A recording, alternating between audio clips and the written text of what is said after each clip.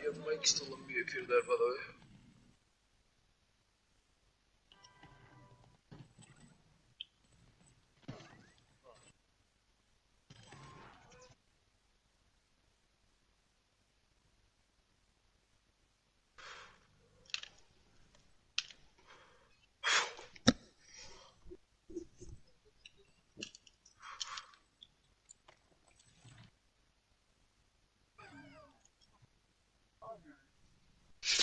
Right.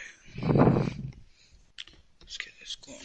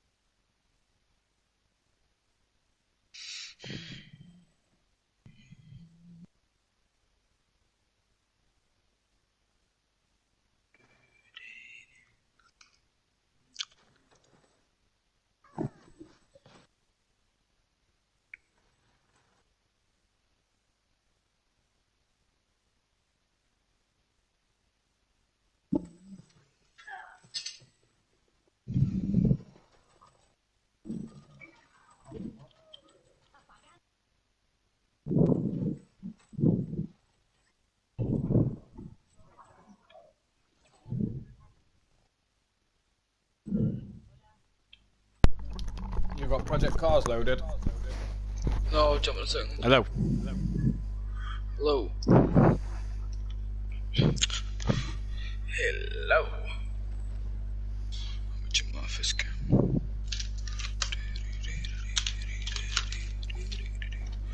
No, I don't want FIFA 17. What the fuck?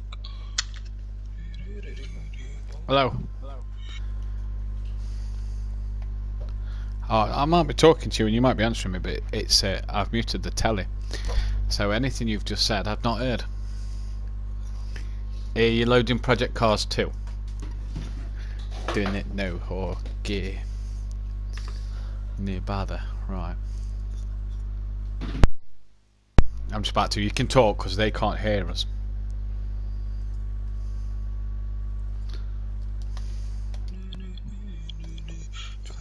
You know it's cheap. What? Shit.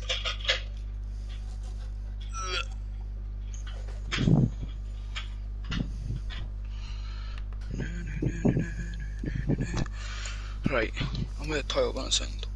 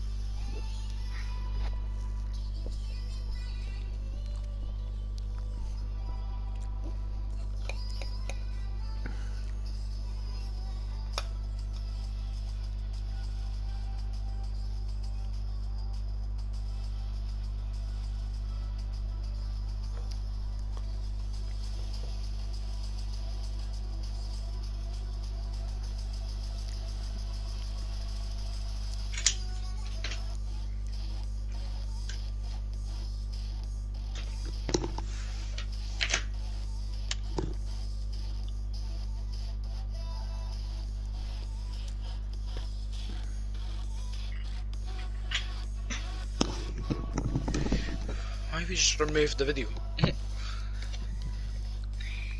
Remove what video? The video that you set like 3 hours ago, or 4 hours is cool. Because I didn't know if it was syncing up right. Alright. Because when I went live, I couldn't see the live stream. Yeah. Sandy joining, yeah. Yeah, she's grabbing a drink. I know. Yeah, no, I've just stole my sister's Pringles, but yeah. This is a tune, this one.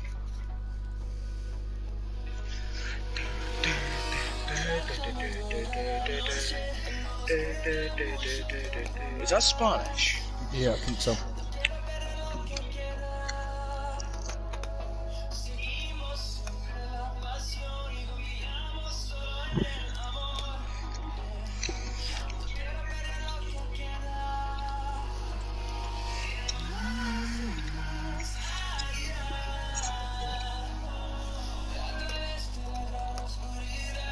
Look at that car!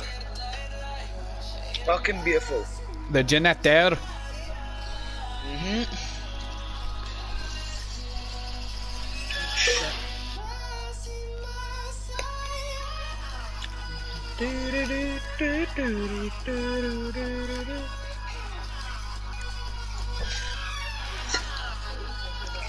Yeah.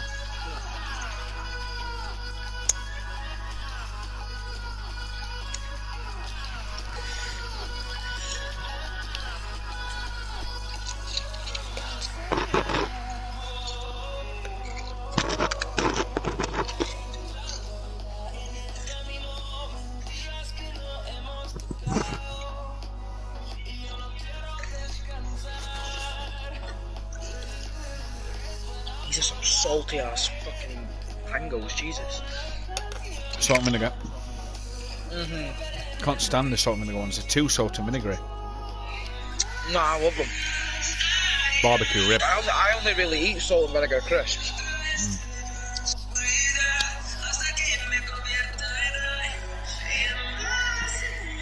Why is it juicy? What? Is that a rabbit juice? Yeah. What? Pressure?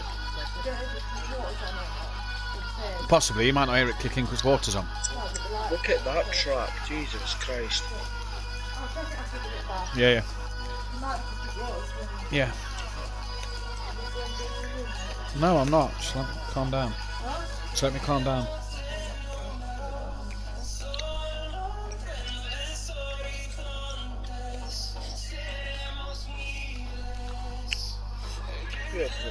Geeks, Jamie. Swim Fintail this week. Don't know. What's he done again?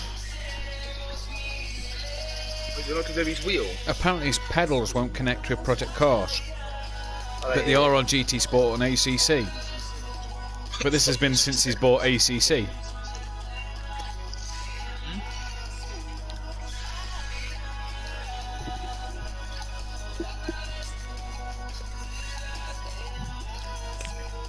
No Aiden tonight. But we're also missing your uncle. What's his fucking name now?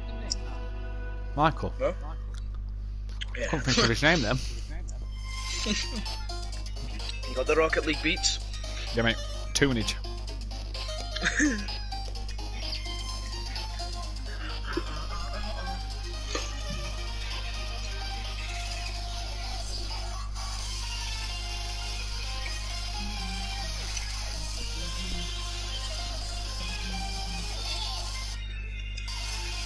Just a grip wash yeah.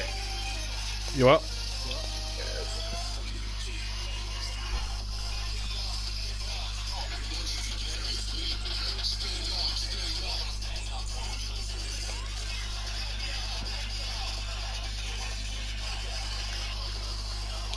Oh, Liam's on.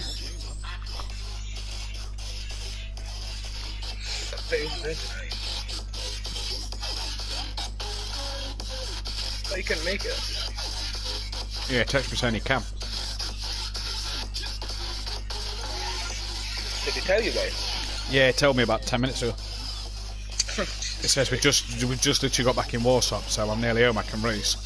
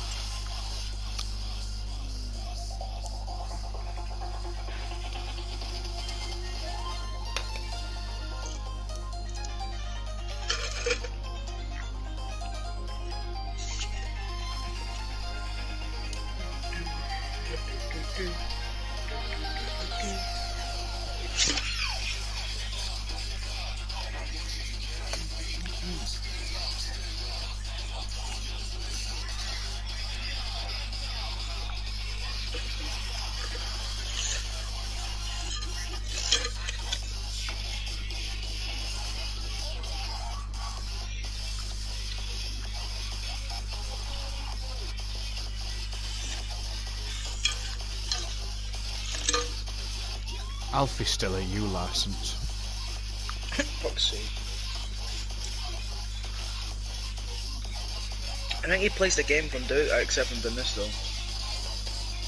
I know he plays COD a lot. I'm the biggest fan of him. Well, Dix is in the LMP2s. No bother. And it. Boys. There you go.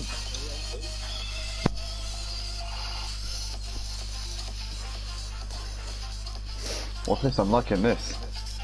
Stream. Oh, nice. This is the tunage, man. This is some banging stuff. Oh, fucking good aim. Shit. Fucking looking for the cop as well, and I've just put my foot clean in it. Fucking hell. What's that dog mark? Trying to finish with chips and beans here.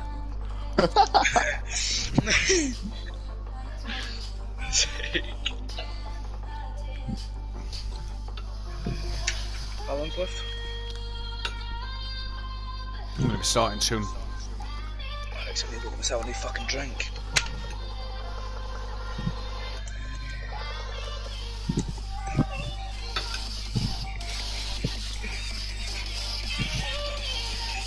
Come on, just get out there.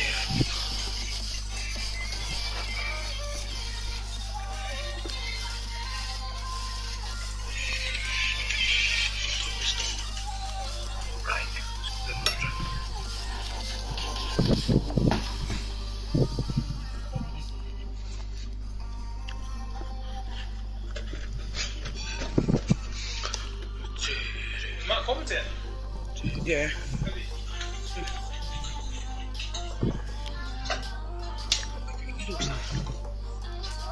What?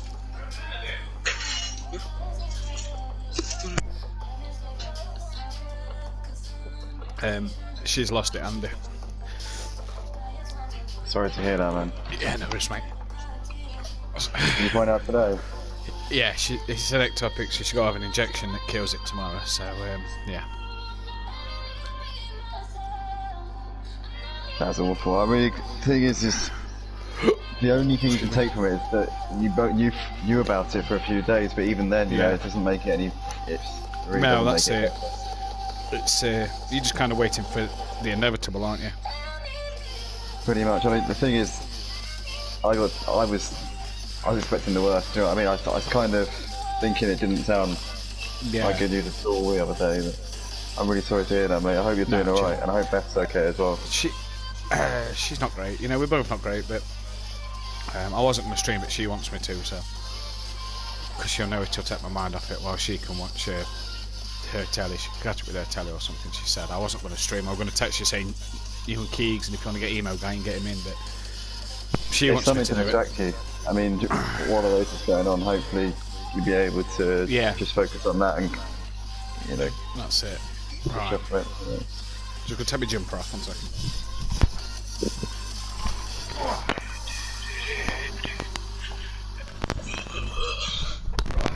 Let me get the standings up. So at least I can actually say some stuff during the stream. I'll be able to lead the way a little bit if you want. Yeah. I'll still do opening because I just want to say something first, but... yeah, of course. Yeah. Right. Let's go ready.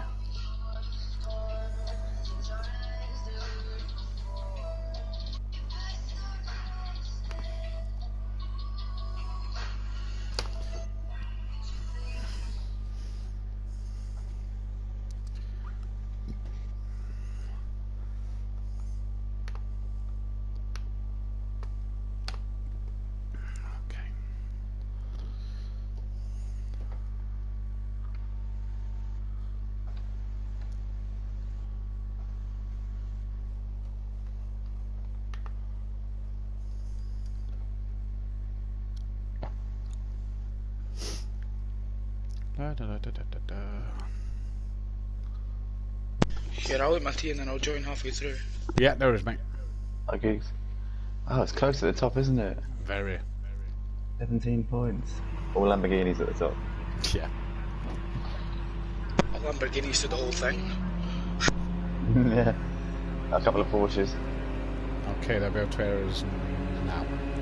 Good evening and welcome to Simplay Motorsport. A pleasure to see everybody here tonight.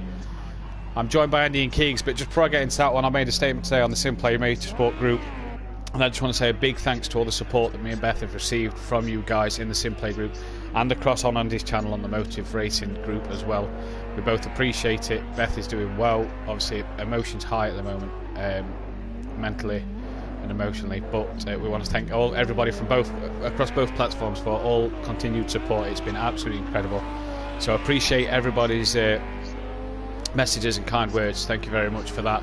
But we're here tonight at the Algarve Grand Prix circuit for the Pro-Am action then in what should be what is the penultimate 2 rounds of the season. We've got a fantastic night on our hands. Andy, good evening to yourself. Evening, Matt. Good to be here under the circumstances. You know, it's not the night we wanted, but we've still got some great action lined up, Matt. We've got a 5-way battle for the title here in this Pro-Am series. It's going to be incredibly exciting to see how this one pans out. We've got probably the fastest of the 5 contenders. Big Boy Brazier sat in 5th place coming into this one. He's 24 points off of the lead, so I'm really looking forward to the action tonight, and let's hope we can put a smile back on everyone's faces tonight. We have a cracking lineup on the grid today. We are missing Aidan Bennett, and I do believe Swimfins at the moment as well. But like you say, 5 for the top at the moment. Probably the quickest guy in the league or in the Pro-Am series. Big Boy Brazier sits 5th out of them 5. He's really struggled with internet connection, and that was the problem last week at Monza. Hopefully he's got that sorted for this week. Otherwise he may be out the running after tonight for the title. He's got 80 points. Well, there's 104 points still left up for grabs. He can score at least 80 of them from where he is in this position. He can score 104 of them, but 80 points remain before he's knocked out or eliminated from the title battle. He needs a solid win, or solid couple of wins, after DJ Phil last week took his first and second race win. And what a job he did, Andy. I know you wasn't there, but was on the stream. No, he was fantastic. I was gutted not to be around last time out. I was watching it on the live stream. DJ Phil put in an unbelievable performance at Monza last time out. He took the double, as you say, and the second race certainly wasn't easy for him. He had to do it the hard way. He had to fight his way back through the pack. So he's currently on a bit of a high at the moment, this DJ Phil. We are also expecting some more changeable conditions tonight, which will definitely play into his favour. He seems to be a bit of a rainmaster. He comes into this race now 17 points off of the championship lead. Championship leader Welshie currently sat in the pits, so it looks like he's coming out of the garage now. So this man's got a 7-point lead over Deeks in the championship. Deeks currently coming up towards the end of the back straight. He's sat on provisional pole position at the moment on a 2:08, but there will be plenty more time in this session. That's an out lap there, guys, because I know that lap times should be around. Well, we're expecting them to be in the 1 minute 40, high 1 minute 40s, probably 47s, 48s, or something around that region. But yeah, Deeks currently comes into this one only 7 points behind Welshie, so it's wide open. You've got Stelsloth coming to this one in 3rd in the championship, a further 10 points behind Deeks, 17 points off of Welshie. And as we said, DJ Phil coming into this one, 24 points off of the championship leader. Big Boy Brazier just 7 points behind DJ Phil as well. You've got a long way back to Liam Gamer, sat in 6th in this championship standings. The highest running Porsche in the championship as well, 87 points off of the leader Welshie. Cam currently comes into this one sat in 7th in the standings. Also in the Lamborghini, he's 99 points off of the championship leader Welshie. Then you've got Alfie sat in 8th in the standings, also in the Porsche, supporting the AA 3D printing team. You've got Rabbit Joe sat in 9th in the standings, and it just looks like we've seen Big Boy Brazy move to the top of the standings there in the early stage of this qualifying session. Can anyone beat him tonight though, Matt? He seems to be on sizzling form once again. He really does this week, and this week he seems to have not lost any of his confidence. Deeks has just gone into 2nd place. I oohed a minute ago as his teammate Cam was currently 2nd, but I didn't realise Deeks and Welchie Stovsloff haven't set times. Holty hasn't either. Watch out for Holty. Debutant last week and is a very, very quick driver. I've raced with him before. Keep your eyes out for some of his laps. He could be the man to take some wins off of Big Boy Brazier and maybe try and help his teammate in the season. Lewis as well, he took his first podium last week, starting to get to grips with the game. He came from sim racing on the PC to the PS4 platform, so he's just getting to grips with Project Cars 2 on the PS4, and let's hope he can find his feet. He's managed to get his first podium last week in the second race at London, with 100% damage on the rear, Andy, and that back end, he told me, was all over the place, but he managed to hold on for about a quarter of the race for 3rd place, so he did a real top job with that kind of damage on the car. Yeah, that is that is just the amount of control he must have had of that car is absolutely unbelievable. He's currently just running behind what looks to be Holty on the track at the moment. As you say, he seems to be able to manage to drive through any sort of hardship. So that is incredible stuff, considering 99 damage you say on the rear of the car. That is absolutely unbelievable. Yeah, just no rear wing damage, back end like mad, and he did so well. Evening to Keegan Welsh, who'll be joining us on commentary soon. Joe, aka Rabbit Joe, he's in the chat. Gary131's with us. If you missed Gary131 last night on the Motive channel in the Clios, you missed a beautiful Tier 1 race. Me and Unorthodox was absolutely loving it. 89 cars for a battle in race 1 and race 2 for most of the race. If you haven't seen that, guys, go over to Motive Racing and check that out, because last night's Clio Cup Tier 1 race was incredible, and Gary was putting heck of manoeuvre round the outside, sometimes 3 abreast into turn 1. He did fantastic. Evening to Fury as well, couldn't make last night. I do believe he's had a wheel delivered, so it's nice to the younger guys getting on the wheels. Dean Wasaki's with us, so is Kieran Argent, and so is Sooty Apex. Well, very good evening to all of you. Andy, let's talk that Clio race last night was incredible. You was a part of that, and that must have been incredible to drive in. It was amazing. It was a 4-way battle for 2nd place. The thing is, I already worked out the standings beforehand. I know there was a little bit of confusion on the stream, understandably so. With the standings being so tight, it's easily done. But I'd already worked it out. I should have probably posted it in the Discord, but I'd already worked it out in my head. I knew Morgan had to come 2nd to win the championship. I knew that if G won the race, Morgan could get the championship with P2. So the whole time we were battling in that race, and I could see Gary and John Boy ganging up on him a little bit. So every time I came up to him, I was just pushing him along and helping him out a bit. Not because I wanted him to beat G, but because I felt sorry for him. Literally every time they got into a battle, those two were ganging up on him and blocking him off. So I was helping him out a little bit, and then we came to that last lap. I had a run coming towards turn 1 on the inside, and literally it was like a spur of the moment decision. I was like, do I throw it up the inside and make it 3 wide? And then probably one of the few times that I would back out of a move like that, and I just backed out, stayed out of it. And then Morgan had that slide coming through turn 1, got on 2 wheels, got sideways. I was on the side by side once again, coming out onto the back straight, and Gary was right behind me, and I just had to slam the brakes on because I didn't want to end up T-boning Morgan and it was the championship. It was such a good race to watch and commentate on. It was absolutely fantastic. It looked amazing on the stream, and it was even better to be a part of it. But it was just so close, really close, clean racing between the 4 of us, and G was in the distance towards the end of the race. The best thing was that race 1 with the no pit stop, me and Dan couldn't call it because it was like 7 wide for like majority of the first race. Just a group of 7-8 cars, just like at one stage I think John Boy was 9th and then ended up leading the race for like 2 laps, and it was like, what is going on here? Me and Dan was just absolutely loving it. And it That's won't the be nature the of first... one of the short chops and changes. That's the thing. It's what you never know what's going to happen from one lap to the next.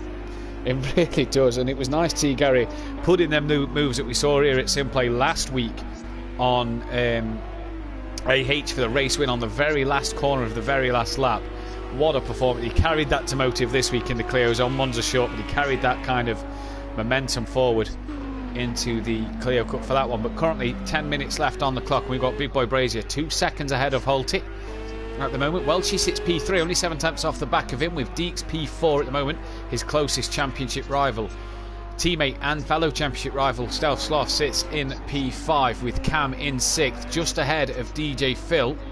Cameraman picks up Cam, there we go. Just ahead of DJ Phil, who's got a bit of work to do from there if he's going to try and keep up the pace with his title challenges. But like Andy said a moment ago, he is a bit of a rain master, so we are expecting him to do a bit better in the wet. Lewis is currently P8 on track with Liam 9th. Liam wasn't meant to be racing today, was actually at a funeral himself, and has managed to get back in time and get on. So it's nice to see you here, Liam. Hope you're feeling well, and we look forward to some great racing. Oh, we've just lost somebody. Yeah, somebody just dropped out. Alfie, we've just lost Alfie. Yeah, hopefully we can get Alfie back in. So Lewis P8, Liam P9, Rabbit Joe P10. Ignore Keegs. He will be in the commentary box in a moment then. So Welshie comes into this one with the championship lead. He's the guy with the target on his back, and he's currently sat in P3 in this session. He's a little way off Big Boy Brazier. He's just going to want to grind out consistent results towards the end of the season. He's mainly going to be watching out for Deeks and Stealth Sloth. Those are the 2 guys he really wants to finish ahead of. Yeah. He's not going to be too worried about Holty, having joined the season halfway through Holty. He's not going to be a contender really. So I'm sure Welshie he won't be too worried about Holty driving off into the distance. Big Boy Brazier is one who he wants to keep tabs on, because Big Boy Brazier comes into this one only 24 points behind him. He doesn't want to allow Big Boy Brazier to gain too many points in the championship. Yeah. But Welshie currently the man with the ascendancy here. He's got it all to lose, Matt. Indeed he has. Alfie will be back, he's just having a wheel issue. Indeed Welshie has got to keep tabs on Big Boy Brazier. Holty sort of splitting him and Jamie Brazier at the moment is not what he'd have wanted, because he's got to finish as close to Big Boy Brazier as possible, because if Welshie, you know, it's easy for Jamie 24 points behind to keep winning races, but he's got to outscore by quite a margin with only 4 races left. I think he can outscore by 6 points is the difference, and that will be the 24 that he needs. Then it will go down to race wins, and obviously I think Jamie Brazier's got more race wins than Welshie, yeah. but and you know, Welshie doesn't need a 3rd or a 4th. He needs to make sure he's 2nd constantly, unless he can beat Jamie Brazier, and Jamie Brazier has more internet problems. Andy, Fury's been the wheel's been delivered, but he's been asking about it, and he can't use it for 2 weeks. He asked and got instantly shut down, so that's a shame. He what? He asked about using it, and it instantly got shut down apparently. Oh no! So I assume he's asked and got told down. Fury's mum, if you're watching, Fury used his will before his birthday. Please. Oh man, he was so excited as well. Poor Fury. Oh indeed, poor Fury. I think Keegan has just joined us now. So Keegs, good evening to yourself. You well? Hello. How are you? I'm good. Good. All good. If you don't tune in on to Motive on a Tuesday night, you'll notice that we have a fellow Scotsman with us, Emo Guy, who races here on a Thursday. Tonight we've gone with Keegs. We just like to support Scotland as a country and make sure they get their fair share of TV coverage as well. Unless you're Welsh. We've got an Englishman, a Welshman, and a Scotsman. Yep. All we need is an Irishman, and we'd have it depends actually. That's Scotland's part of England, Keegs, according to Liam. And Cornwall's a different country, so we need to get someone from Cornwall in, according to Liam. That's it, Dan. There we go, get Dan in. Yeah, Keegs, you're more English. According to Liam Gamer, he said the other day, he came out with it and went, oh, damn, I sound stupid now, don't I? He went, Scotland's a part of England, and it was like, oh, dear.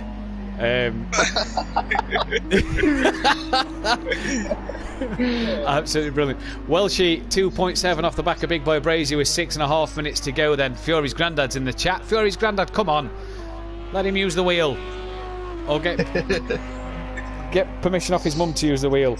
Welshie 2.3 off the back of, oh no, he's dropped down to 4th. He's 2.7 off the back of Big Boy Brazier. Now Deeks has just gone into P2, so a good lap from Deeks then to get him back on ahead of what his closest championship rival.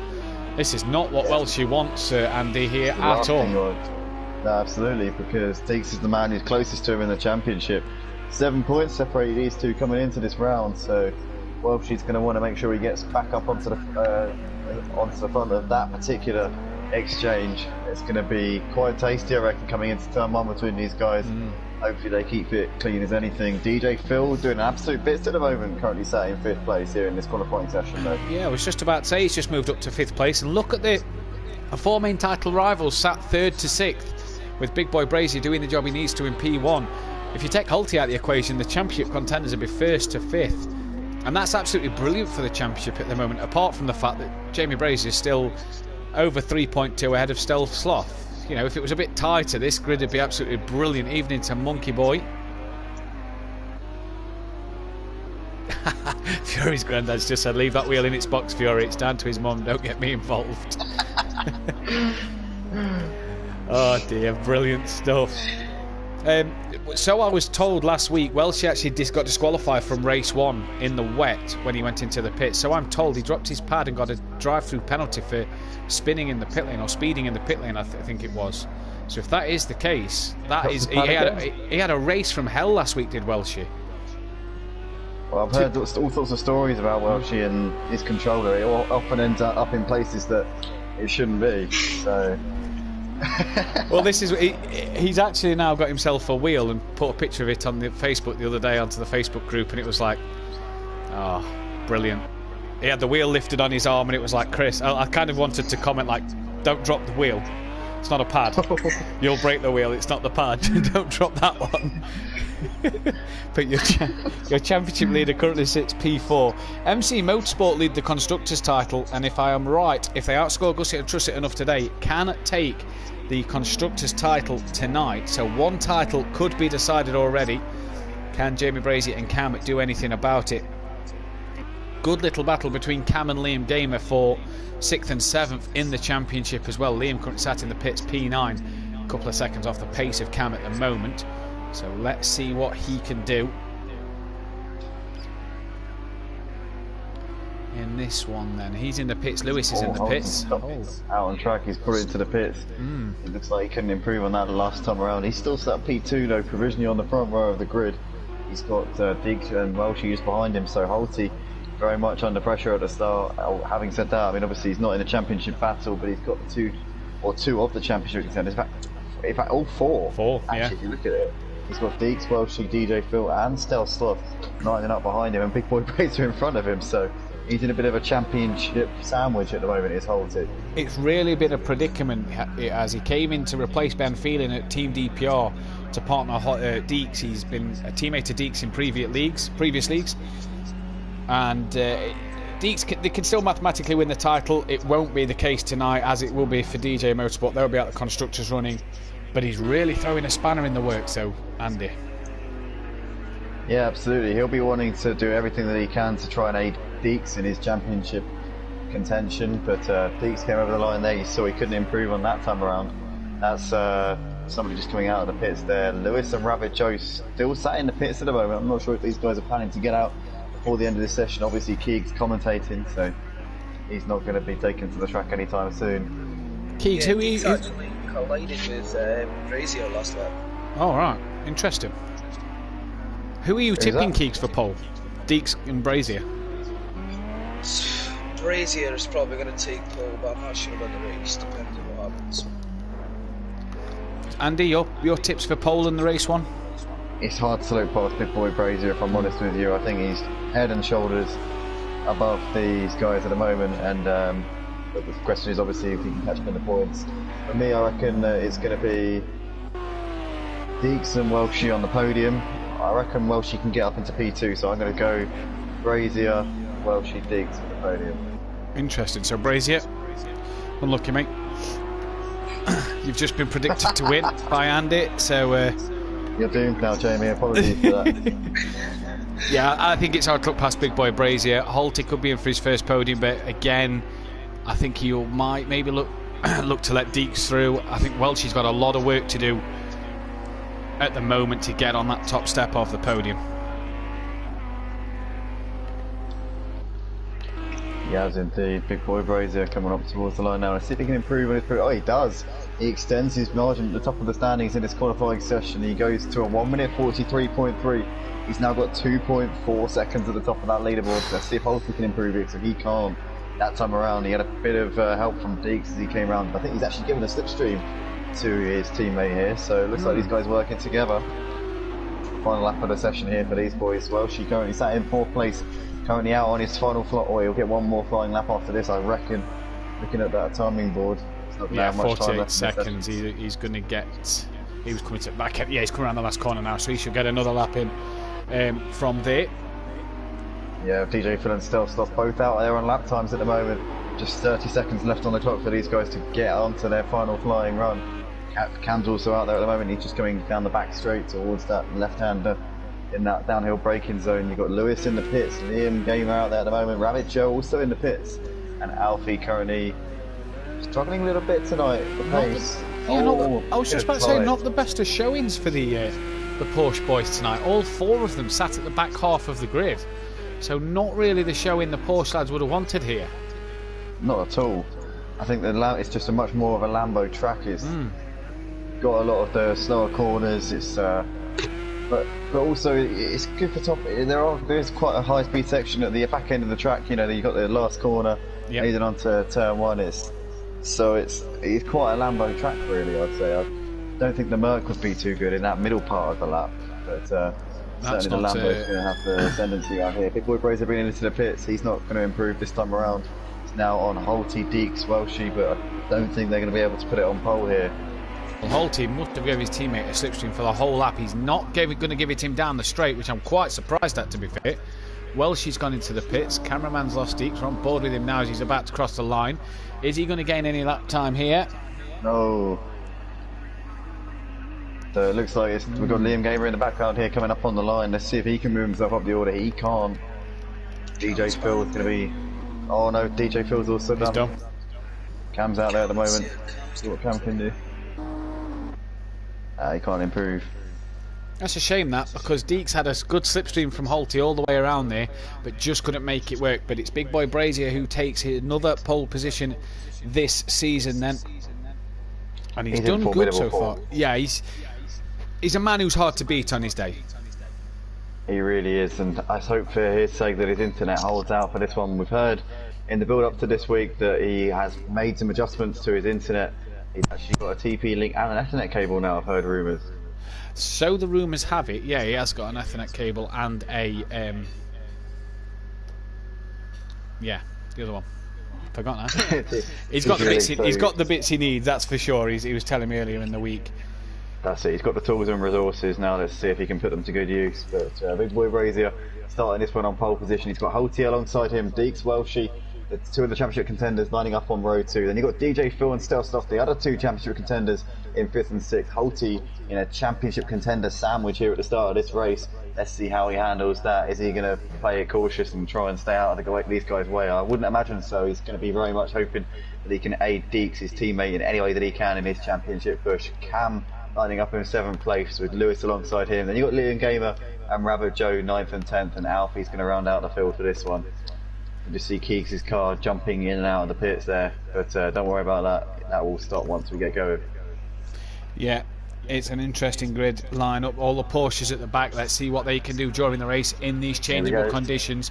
And it looks like we're about ready to go. Jamie's already got his lights on here. So is Holty now. Here we go, we're about to go lights out here at Algar, Portimao, and lights are out and we're underway, and it looks like a good start there from pole from Jamie Brazier, gets away nicely. Holty likewise, Deeks already looking towards the outside, Welshie trying to get involved. It looks like starts off with a poor start off the line. DJ Phil already looking to the outside, and there's a Porsche there looking to the inside. Liam Gamer trying to get involved, looks like he has to back out of that one. Alfie on the attack here, he's going into 8th place already, so Alfie up 3 positions here at the start. But Big Boy Brazier leads the field. Oh, he's been tapped! Oh, there's a big collision there between Holty and Big Boy Brazier, and Holty's back down to 4th place. He comes off way worse than that in exchange, but his teammate Deeks is up into the lead of the race. Big Boy Brazier down to second place. Well, she's gone ahead of of Holty into third place. Holty down to 4th. Stealth off Liam Gamer and Cam Lewis. And looks like Rabbit Joe. DJ Phil's down to 10th place here on the opening lap. Disaster at the start for DJ Phil, man. It's not gone the way DJ Phil would have wanted, but I tell you now, Big Boy Brazier will be seething at that one. He'll want to get back in front of Deeks. Holty just a little tap, maybe outbraked himself into turn 3. Now, what can Big Boy Brazier do behind Deeks? Has he got the pace he needs? Well, I thought Welshie had dropped well off the back there. This is the chance that Welshie could need to get on the back of Jamie Brazier and create the pressure that we've not seen from Jamie all season. And he's pushing Deeks into a mistake, and Deeks runs a little wide, and they touch, and Deeks is a bit wide there. Welshie's managed to come up to the back of them, so has Holty, but Big Boy Brazier keeps it respectful and lets Deeks retain the place. Now Welshie's looking on the inside of Big Boy Brazier, and he's got the job done, and Deeks has lost out massively down to 4th place. Welshie now leads, and Holty's attacking Big Boy Brazier. It's all elbows out from these boys tonight, and I tell you what, we're seeing some great racing already. Absolutely brilliant. You saw Holty there making a move on the inside of Deeks just as well. She made the move on Big Boy Brazier. Big Boy Brazier has been in the wars already on this opening lap. He got tagged a little bit by Holty, dropped him back down the field to 2nd place, and now he's been passed up the inside by Welshie as we come over the line to complete lap 1. Welshie trying to defend from Big Boy Brazier coming up towards turn 1. He can't quite get that one, and he's too far back. It looks like we got Holty driving down the inside. He has to back out of that one. That was so close there. Holty almost collecting Big Boy Brazier once again. Those two have already come to blows here at the beginning of this race. Deeks currently running in 4th, dropping back off these guys a little bit. Stealth stop as well. But Welshie and Big Boy Brazier going at it here. We're on lap 2 of this race, and it looks like we've got Big Boy Brazier in the slipstream coming down towards the back straight. Is he going to be close enough to go for a move on the brakes coming into this downhill braking zone? I don't think he is. Welshie there going a little bit defensive towards the inside and covering the line very nicely. Is Welshie going to be able to defend from Big Boy Brazier for 16 laps though? Indeed, one man who's got a cracking start is Liam Gamer, was by the back row of the grid and is up into P7. Now, it was P6 a moment ago. Cam has just passed him. For DJ Phil, though, what a disastrous start. Oh, that's Cam off. With the Rabbit Joe, and it looks like, oh, that's Liam Gamer, sorry. Liam Gamer, DJ Phil, and Cam covering into all sorts of problems there. It looks like Alfie's got up ahead of these guys. Up behind Rabbit Joe and Alfie! Oh, no! The Porsche coming together. Joe lose it. You saw Joe lose the car, and that caught Alfie out, I reckon. Big Boy Brazier and Welshie. Welshie's pushed Big Boy Brazier wide for the left-hander, and Welshie keeps the car, and Holty's tapped him round again. Can you believe it? Twice in this race, Holty has tapped David Brazier, and now so Sloth has come through. Absolute scenes here in the moment. Holty's let Big Boy Brazier stay in front. Absolutely seething with that one. He must be the worst possible hand in his opening couple of laps. He's been pushed around. Holty like lost the car, Andy. Holty's lost the car somewhere. After he's let Jamie Brazier back through, Holty has lost the car and has lost a lot of time to Big Boy Brazier then. And I tell you what, you cannot make this up. Every time he looks to make a move, Big Boy Brazier, someone is there to deny him that opportunity. And is this... I do apologise, Jamie, it's my bad. Is this the night that Welshie needed? Is this the night that Deeks needed? They've got to hang on in there. Big Boy Brazier's picked up a time penalty. So has Stealth Sloth. Cam and Alfie into the pits at the end of lap 3. End of lap 2, sorry. Yeah, Big Boy Brazier's got back ahead of Stealth Sloth. He needed to make that move as soon as possible, and he's now pulling away already. He's 3.5 seconds off with the two leaders, Welshie and Deeks. We know these guys... Oh, Stealth Sloth gets sideways coming into another braking zone. It looks like he managed to keep it going once again, but he was stock still for a moment there. But he's now way behind the leaders. He's now 6 seconds off with the back of Welshie and Deeks. But these two going at it here, the two championship contenders. Welshie came into this one with a 7-point lead over Deeks. It's going to be a little bit bigger than that if it stays as it is. But I don't think it will stay as it is until the end of the race, because these guys have been battling non-stop over these first 3 laps. And Big Boy Brazier is now reeling them in as well. He's sat right there waiting to pounce in third place at the moment. The man who was on pole position by 2 seconds here in this qualifying session. And looks like Stealth Sloth lost it again. He's round. Yeah, mistake again. Sideways. He's going to fall back into the clutches of Holty here. Holty has had his fair share of problems as well. He's now closing onto the back of Stealth Sloth here, but Cam, Rabbit Joe and Alfie all in the pits. Keegs, we know you've not had a chance to say much at the moment. What do you think? What do you think to the start of this race? Oh, it's chaotic, you know. It's a lot of spins. Or not a lot, but there's been a few spins, you know. Mental. Absolute chaos at the moment. Deeks is on the back of Welshie. Holty on the back of Stealth Sloth. Alfie's only just coming out the pit lane and he's put in the chat that needs an instant looking at. Motive Racing have just commented saying, pretty sure Andy is giving me the curse too, which G, by the way. Gave it to Dan, now I'm getting it. It is definitely the curse of the commentator. Holty has tapped Big Boy Brazier twice, lads, and I wonder if Jamie's closed the door a little bit, under braking, and that's what's tapped. That's what's made Holty tap him. And I think. Oh, Big Boy Brazier. No, that's Alfie. Oh no, Deeks, he said. Oh, he's done him easily. And is that rain? I think the rain is starting to fall. Oh, this is definitely going to throw a spanner in the works for some of these guys. DJ Phil currently running in 7th place, 20 seconds off of the lead. We know this man always goes well in the wet conditions, so watch out for that number 78 Vodafone livery Lamborghini coming back through the field later on in the race. But Deeks has just got up ahead of Welshie now. He's the man with the ascendancy, but how much is that going to count for once it really starts coming down? Welshie! Welshie looks to the inside. He's gone for a late dive. He commits himself, but he's a little bit of contact there as he gets pushed out wide. He's done it. Deeks gets a little bit out of shape, and that's Welshie up into the lead here. And there's a Sooty Send It. If you've never seen one before, that's what it looks like, just not from Sooty. We'll call it the Scottish Send It, I think. I tell you what, that's a cracking move from Welsh. He saw Deeks run a bit deep, and unlike last time with Big Boy Brazier, Deeks managed to not. Deeks couldn't get the door shut this time, and Welshie was straight up the inside. But the rain's falling. Who's going to pull the trigger here? Is anyone going to pull the trigger? Cam's in the pits. He's already pitted, so he must be going back in for wet tyres then. The rain's falling. It's not falling heavy though, Andy, at the moment. Not at the moment, no. It's too early to pit for the wet tyres, in my opinion. Welsh comes into the pit. You saw him going steaming in there. Hopefully, got it slowed down in time. Deeks also following him. And Big Boy Brazier as well. So Holty, is he going to try and stay out and play the opposite card from these guys? He is indeed. So well, he's got to stay out. Yeah. Oh, yeah, because he's a teammate of Deeks. Yeah, obviously. so Stealth Sloth as well. He's got to stay out. I think it's too early. I don't think it's wet enough at the moment. Neither do I. I think what would be better is if the, I don't want to call them number 2 drivers, but you know what I mean, the driver who's second in running in the teams, it'd be best if they be the guinea pig and the one who comes in early, because then they got nothing to lose. Essentially, the driver who is running high up in the race can just go. Jamie Brazier cannot have changed tyres, I swear down. Yeah, he was out quick. 16 seconds off. That was a quick pit stop. I don't think they've changed his tyres. Potentially not. I don't know if his team have failed him there. Did he not select the option correctly? It's easily done here on Project Cars 2. Whatever it is, he's down in 4th place, 15.5 seconds off with those leaders. He's pulling up on Liam Gamer at the moment. So. Oh, we've lost someone. Someone's retired. Cam's retired. Cheers, Geeks. Cam has retired from this race. That is not going to help Gusset and Trusset in the Constructors' title, who need as many points as possible tonight. Liam Gamer then has Big Boy Brazier right behind him. I don't think he's changed tyres. I mean, it's not wet enough, but if he has to pit again, and let's not forget, if he gets in any more dramas, oof. The thing is, he's already 8 seconds off for these guys. How has he done that in 1 lap? Stealth Sloth must have made a mistake. He's got to have made a mistake. Holty has made a mistake as well, because Holty's dropped back to 4th, so he must have gone off somewhere where we didn't recognise. He also, he's pulled back, what, 12 seconds? 14 seconds! Oh, listen there! He takes Liam Gamer. I think maybe Big Boy Brazier was getting a bit frustrated behind Liam Gamer, because Liam Gamer hasn't been into the pits, and he just ends up tagging him a little bit in the rear. DJ Phil, one man who's playing himself into contention here. He's only 12 seconds off the leaders now. We said earlier on, this man's a rainmaster. He's absolutely flying now the rain's coming down. Stealth Sloth into the pits. Is he? Yeah, he's back in the pit. Brazier's in the pit, so yeah, they can't have put the wet tyres on that car. Jamie Brazier, if he's got damage as well, he may have to repair, as well as fit for the wet tyre. That could be a long old pit stop. DJ Phil now leads the race from once being 20 seconds behind, so a cracking drive at the moment from him.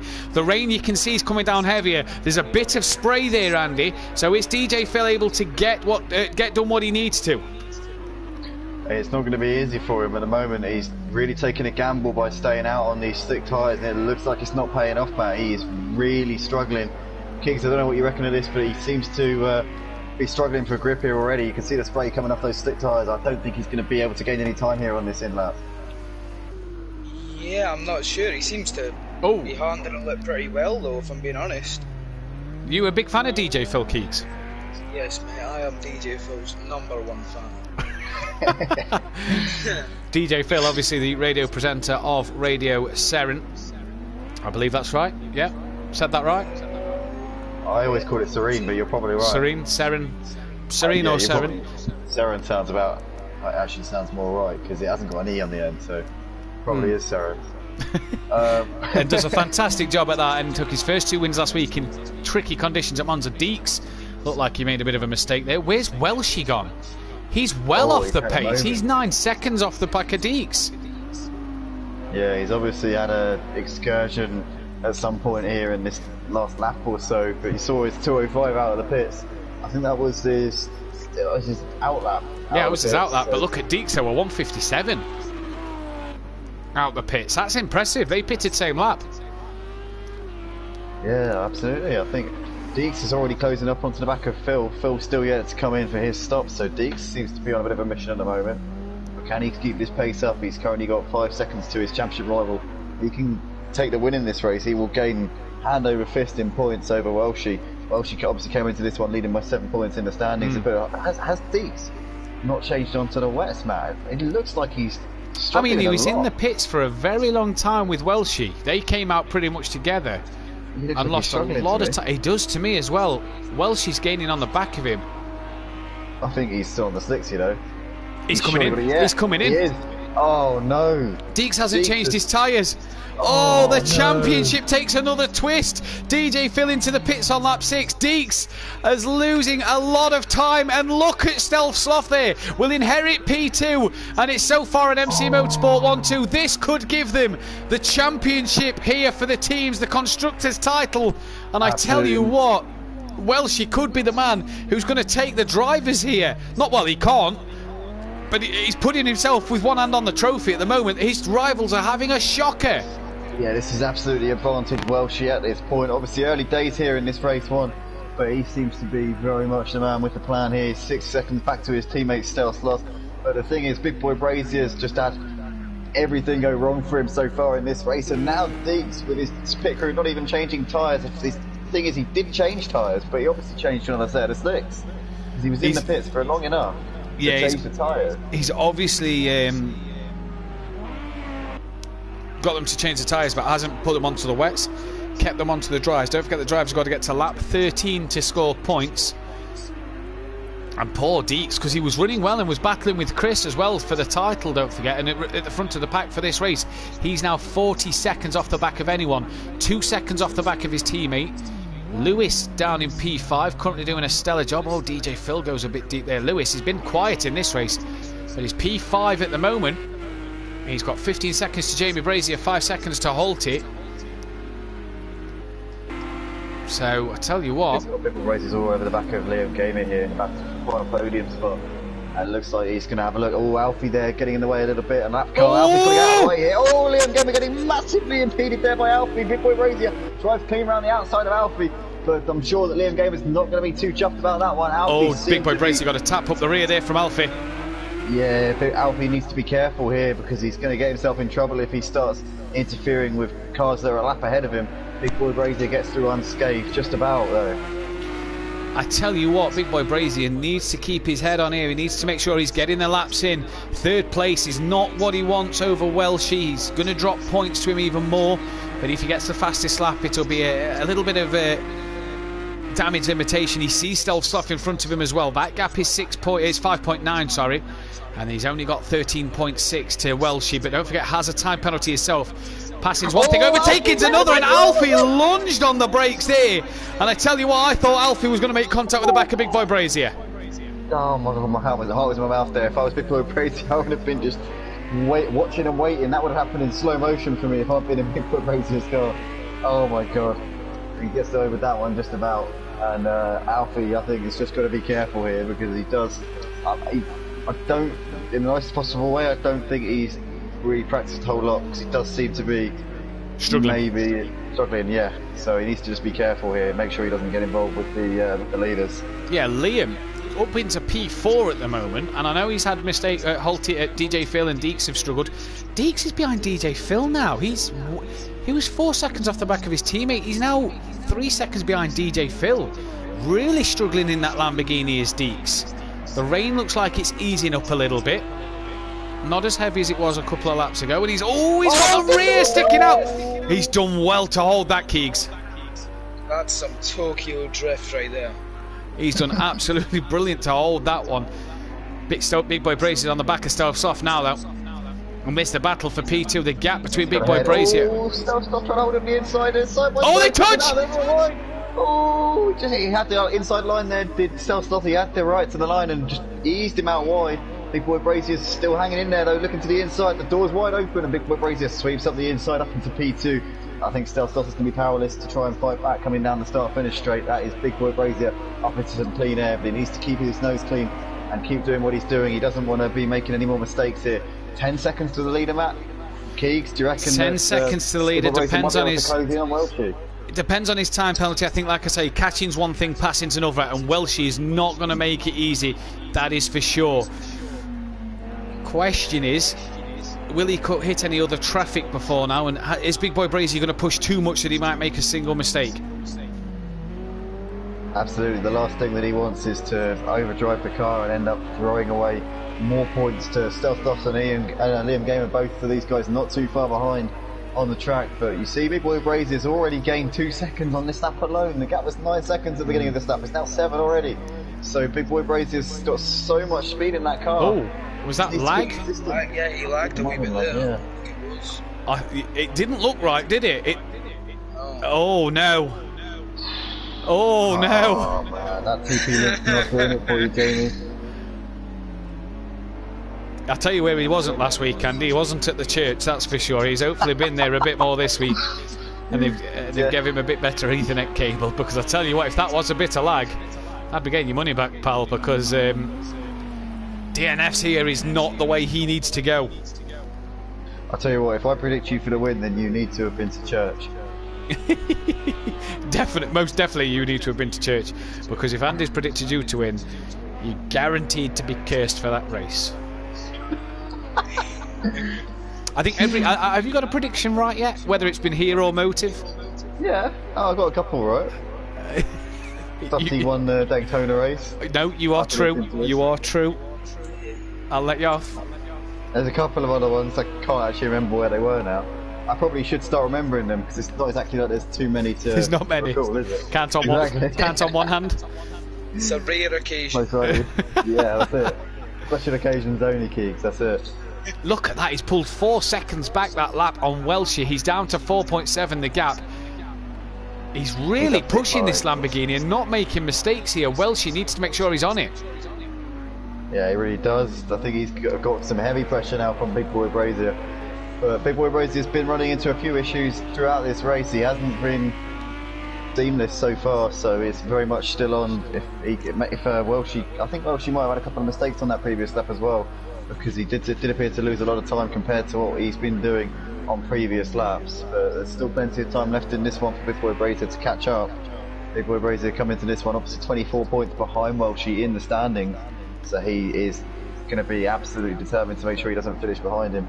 Big Boy Brazier finishing behind Welshie in this one. It's hard to see him closing that gap in the championship. Yeah. Is it me, or is there a bit of mist rolling in here? Just looks like it's dripping a little bit, yeah. Yeah, it just looks like there's a bit of mist rolling in. The rain slowed down again, but it just looks like a bit of. It's got a bit cloudy. You can't quite see the mountains in the distance anymore here at Portimao, or Algrave, as I called it in the opening video when we announced the tracks. I'll get that one out there before anybody puts it in the comments. I was sat there and I was doing the track list, Andy, and I went Bruno, or however you pronounce it, and then the boys pulled out Algarve. Welshie's spun! Welshie's had a problem! And Big Boy Brazier's inherited the lead with ease! Oh no! One thing Welshie would not have wanted to do was lose it, and he has! Just as the rain looks like it's stopped as well. No, it's still going now. Actually on that camera angle, but the fog's rolling in. And I think Welshie might need to wipe his eyes, because he didn't drop the pad, did he? I didn't hear anything. I mean, well, boys, it's 25th of November, so it's a bit too early for that, Welshie. You don't want to be giving Big Boy Brazier any Christmas presents just at the moment, but he's currently gifted this race win to him on a plate. Big Boy Brazier's going to close that gap in the championship standings. what can Welshie do in the rest of this race, though? I don't think he's on the pace of Big Boy Brazier. So Jamie has got it. Welshie has got to make sure he keeps it going for the rest of this race, does not make another mistake. He needs Jamie to have a few problems here, there. And if not, then he needs to make sure he brings it home in P2 and minimise that deficit. Yeah, 100%. Points gained on Jamie's side. Because the thing is, as well, Andy, Stealth Sloth's up for the title, so Stealth Sloth won't play second fiddle. I know the teammates, but he'll want that win as much as he'll want them points as much as Welshie. And if he finishes in front of him, it's points he's gaining over the championship leader at the minute. So he will not play second fiddle to Welshie and will not finish behind. So if Welshie keeps making problems, Stealth Sloth will pass him. That's for sure. Saying that though, if Stealth Sloth finishes in third in this race, he'll be what, 20 odd points behind Welshie in the championship. So yeah, it could be after this round we might potentially be seeing Stealth Sloth eventually playing second fiddle in the final round of the season. I'm sure that he won't want that to be happening, so he'll be keeping his foot in and making sure that he's there to capitalise on any mistakes from Welshie. He won't be wishing ill on his teammate. He'll be hoping that his teammate can do as well as he can. These guys want to wrap up the constructors. Yeah, indeed. Before they're out to spare, but certainly he'll be keeping an eye on Welshie at the moment. The one thing Welshie didn't need to do, and he's done it. That is a shame. Oh, who's that? Somebody's lost it. Is that Alfie? Yeah, it's Alfie. Out onto the infield. Be careful, struggling Alfie. today. Yeah, it's not been the best of races for him. He's got Liam Gamer coming around to lap him again. Obviously, the previous time he lapped him, Liam Gamer hadn't been into the pits, so this is now effectively... Liam's done well. He qualified about P8 and he's now up into P4, so he's done really well. We've lost another driver. Lewis has retired. So I don't know what happened there. Yeah, I've only just noticed we're down to 9 runners, so Lewis has retired from that one. He's running in P7. Is he? He was running in P7. Yeah, he was running well. Yeah, DJ Phil's now running P7. He was running up there. I think the drivers need to get their lights on here with the fog coming in thick and fast as well, actually. That is quite a thick fog that's just sort of rolled in. Looks like it stopped raining though, Andy, so could it potentially stop? Oh, Welshie's wide! Oh. What is happening with Welshie? The gap's closer to Stealth Sloth. It's 6 seconds to Stealth Sloth. Oh, Welshie, what are you doing? He's got to keep his head in the game. He's got Stealth Sloth very much there in striking distance if anything else goes wrong. And I said very much on the line between these two teammates. They both want to wrap up the constructors this week. What do these guys do? Do they race each other hard, or I don't know what's going to happen now? I said to you, Andy, before, well, to both of you before this qualifying, Welshie doesn't need to finish third. If he's got to get as many second places as he can, and hopes that hopes he gets the fastest lap, or Big Boy Brazier doesn't finish on in first. Oh, Holty's up into fourth. He's got round Liam Gamer. Oh, good move. Yeah, he's done well there. Lights are on for Holty as well. He could probably see in the fog a bit better than what Liam can, but a good move from Holty. Liam won't be too disheartened with a P5. Holty, though, matching Big Boy Brazier's times there, only 2 tenths slower on the last lap. Yeah, I reckon really on a charge. Yeah, I think if there's anyone who can beat him at the moment, I think Holty is the man to do that job. But obviously, incidents between the two of them earlier. Mazda isn't racing tomorrow, is he? No, unfortunately, breaking news is that Mazda is going to have to pull out of this season due to work commitments being put on the after shift. So the man who's been by far the quickest in qualifying in the Pro Series is having to pull out, which is an absolute shame as well. Keegs, you'll be without a teammate for the last 4 races of the season. Shame. Yeah, it's quite annoying, but you know, he's got to do his job. Yeah, at the end of the day. Yeah, I'm just going to have to try my best. You might be able to get the race win. He's probably been giving you the wrong downforce, buddy. If he has, then, well. If you win your first race tomorrow and Mazda's not there, that'll be absolutely brilliant. I'll be amazed. We'll be amazed, not just you. Welshie, 14 seconds now behind Big Boy Brazier. Brazier in the 151's absolutely flying at the moment, Andy. Stealth Sloth had a bit of a problem? I think he might have done, yeah, he's dropped off of Welshie a little bit. Gap was 6 seconds, it's now up at 8, no it's not 8, 7, so a little bit quicker Welshie last time around. Stealth Sloth maybe just dropping off a little bit. The gap probably a bit too much for him to close in, unless Welshie were to make a mistake. So at this point now I think he's probably just easing us off a little bit. Who's rolled Keeks? Alfie was rammed. Oh, round. Alfie was round again, so struggling in the Porsche in the wet conditions. That's not going to help things. That's going to really overheat his tyres. He'll probably have to pit for fresh ones. That's potentially a problem here. He may have burnt his tyres out by spinning back round like that. So you may want to put a fresh set of rubber on the back of that Porsche. Is it me, or is it drying? It is, but I don't think it's going to dry out enough for slick tyres, because the moisture in the air from this fog is going to really play havoc with these guys. I don't know, it's going to be a difficult decision. I'm just wondering, has Liam Payne come together with Alfie? Because...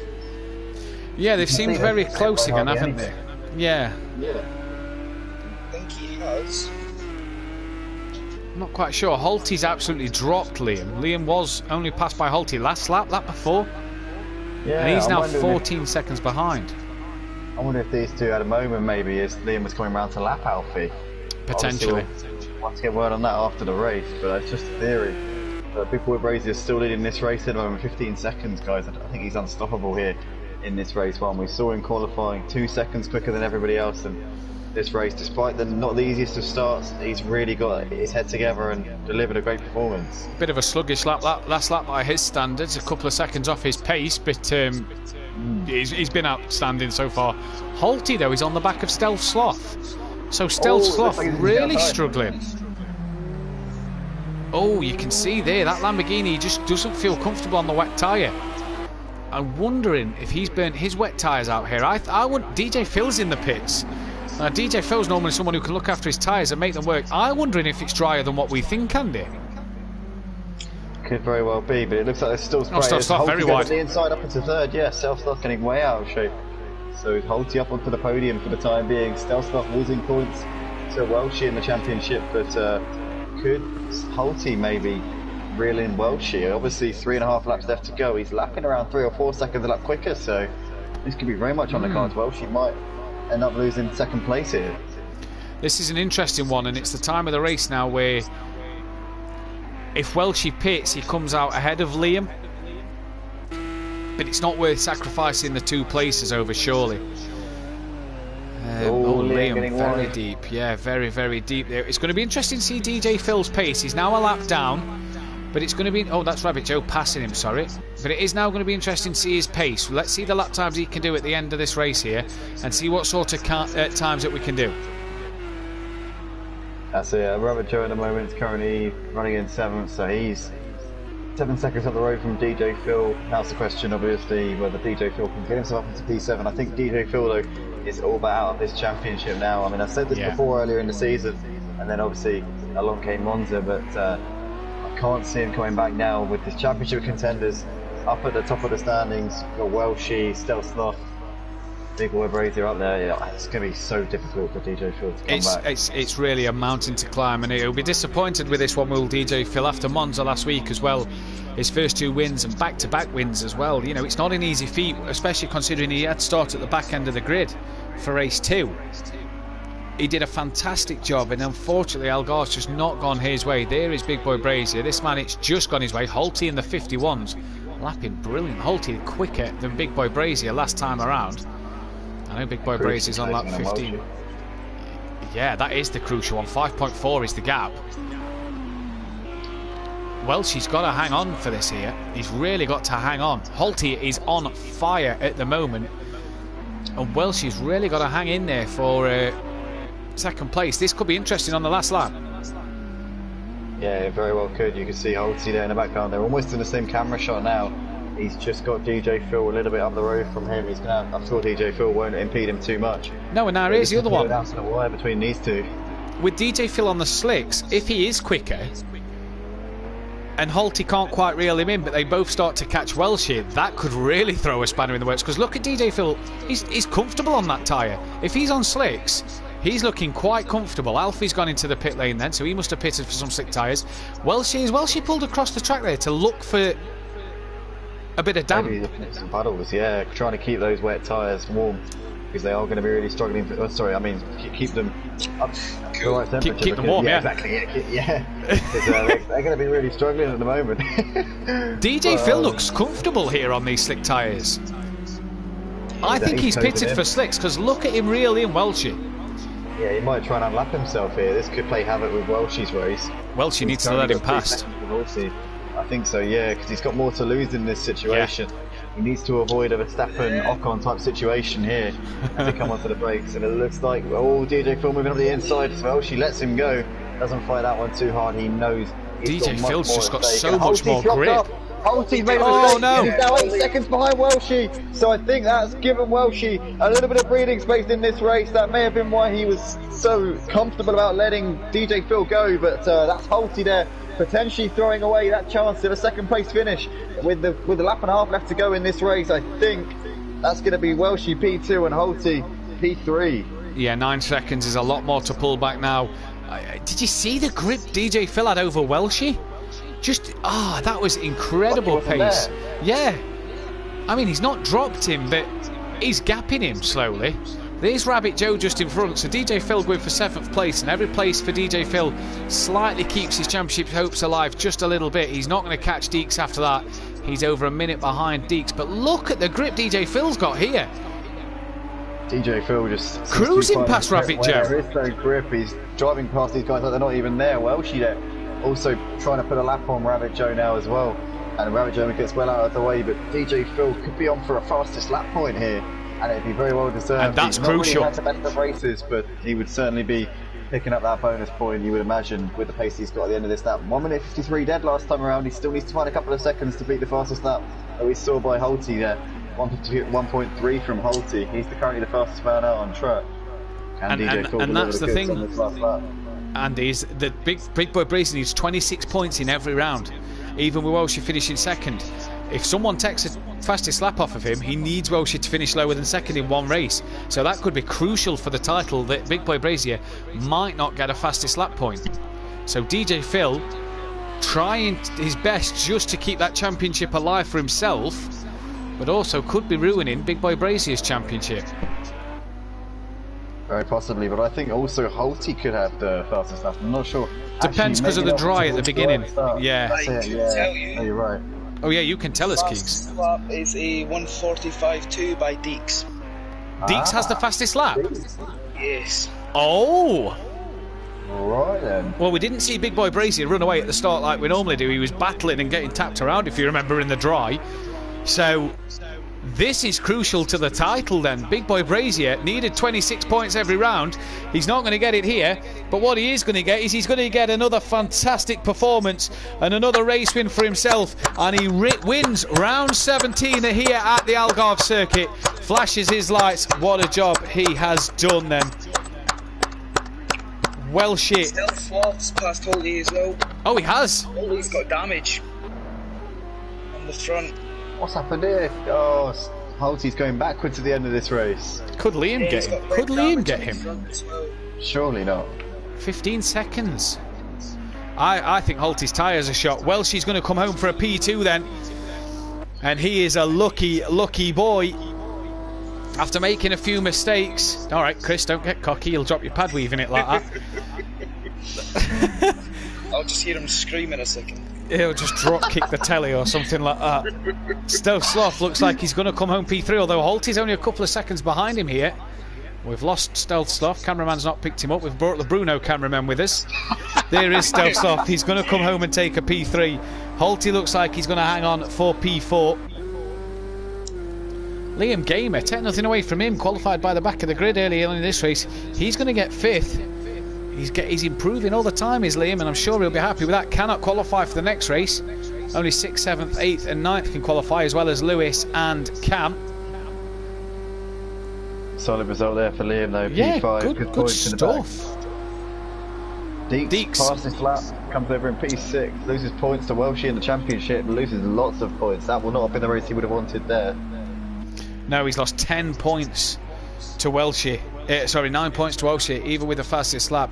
DJ Phil's going to finish P7. He's another man who's not going to be overly happy with his performance here. Rabbit Joe will take a P8. And Alfie will come across P9. And yeah, look at Deeks, 146.7. No, hang on, sorry, 145.2. I was reading Holty's lap time there. So a good end to that race. We're going to be right back in just a few moments Stay there. We'll have a few interviews from the drivers, and we'll be ready for qualifying 2, where the top 5 cannot qualify. So that is Liam Gamer, Holty, Stealth Sloth, Welshie, and Deeks. But don't go anywhere. We'll be right back.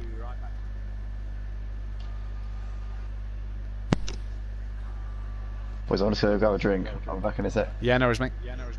Again, Jamie.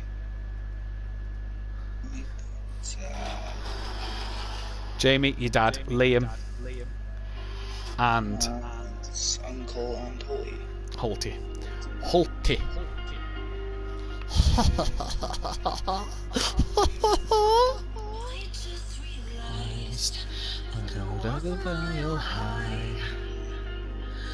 Protecting my heart.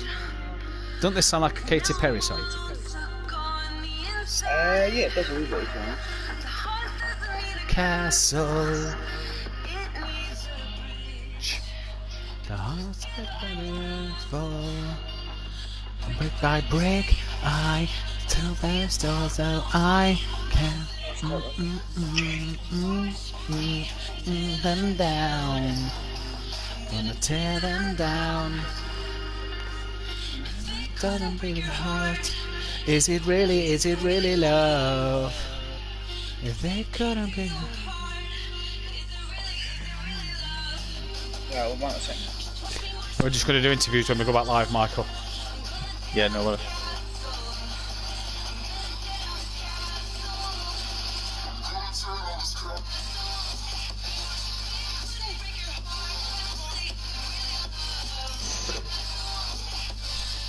Going to do an interview when we go back live, Jamie. Alright.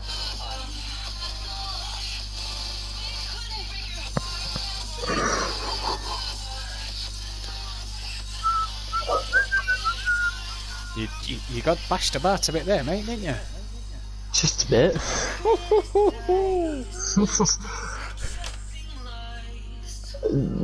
I'm more questioning how I managed to get from 40 seconds off the lead to the lead. We're going to do interviews, Chris, when we go back live. No worries, pal.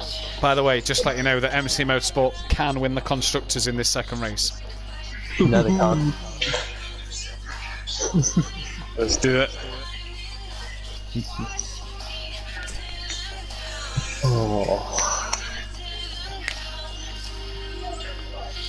It couldn't be hard. Is it really love? Just waiting for Liam and Holty.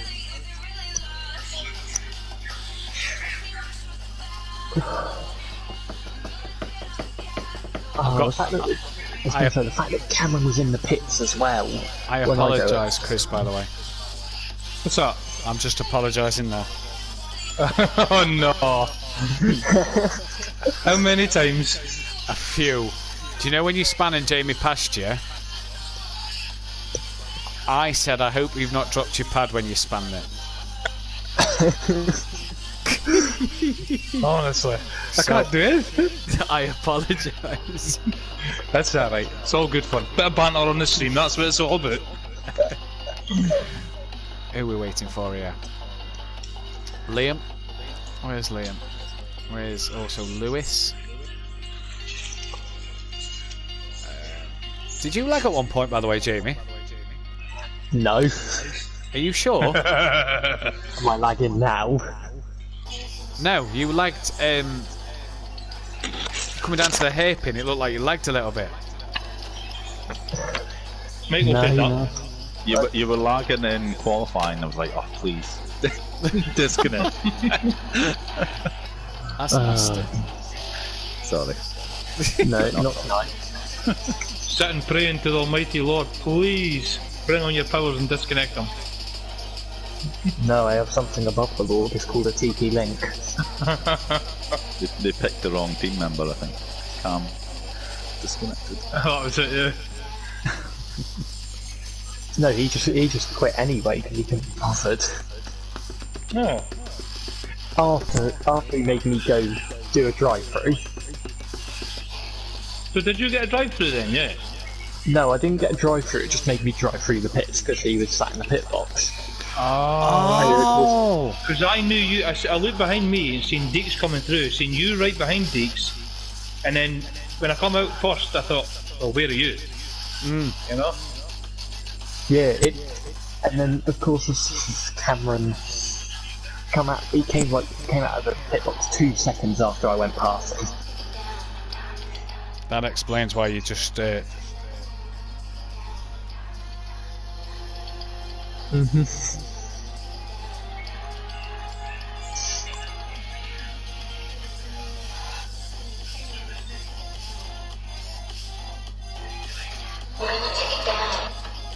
Keys, there's a bit of an echo, mate.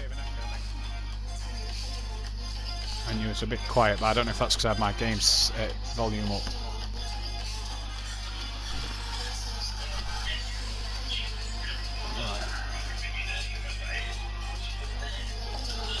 Well, she lead by 16 points over Deeks. I take it he must have got damaged or something.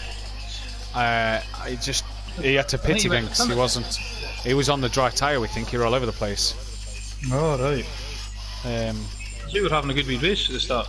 Yeah.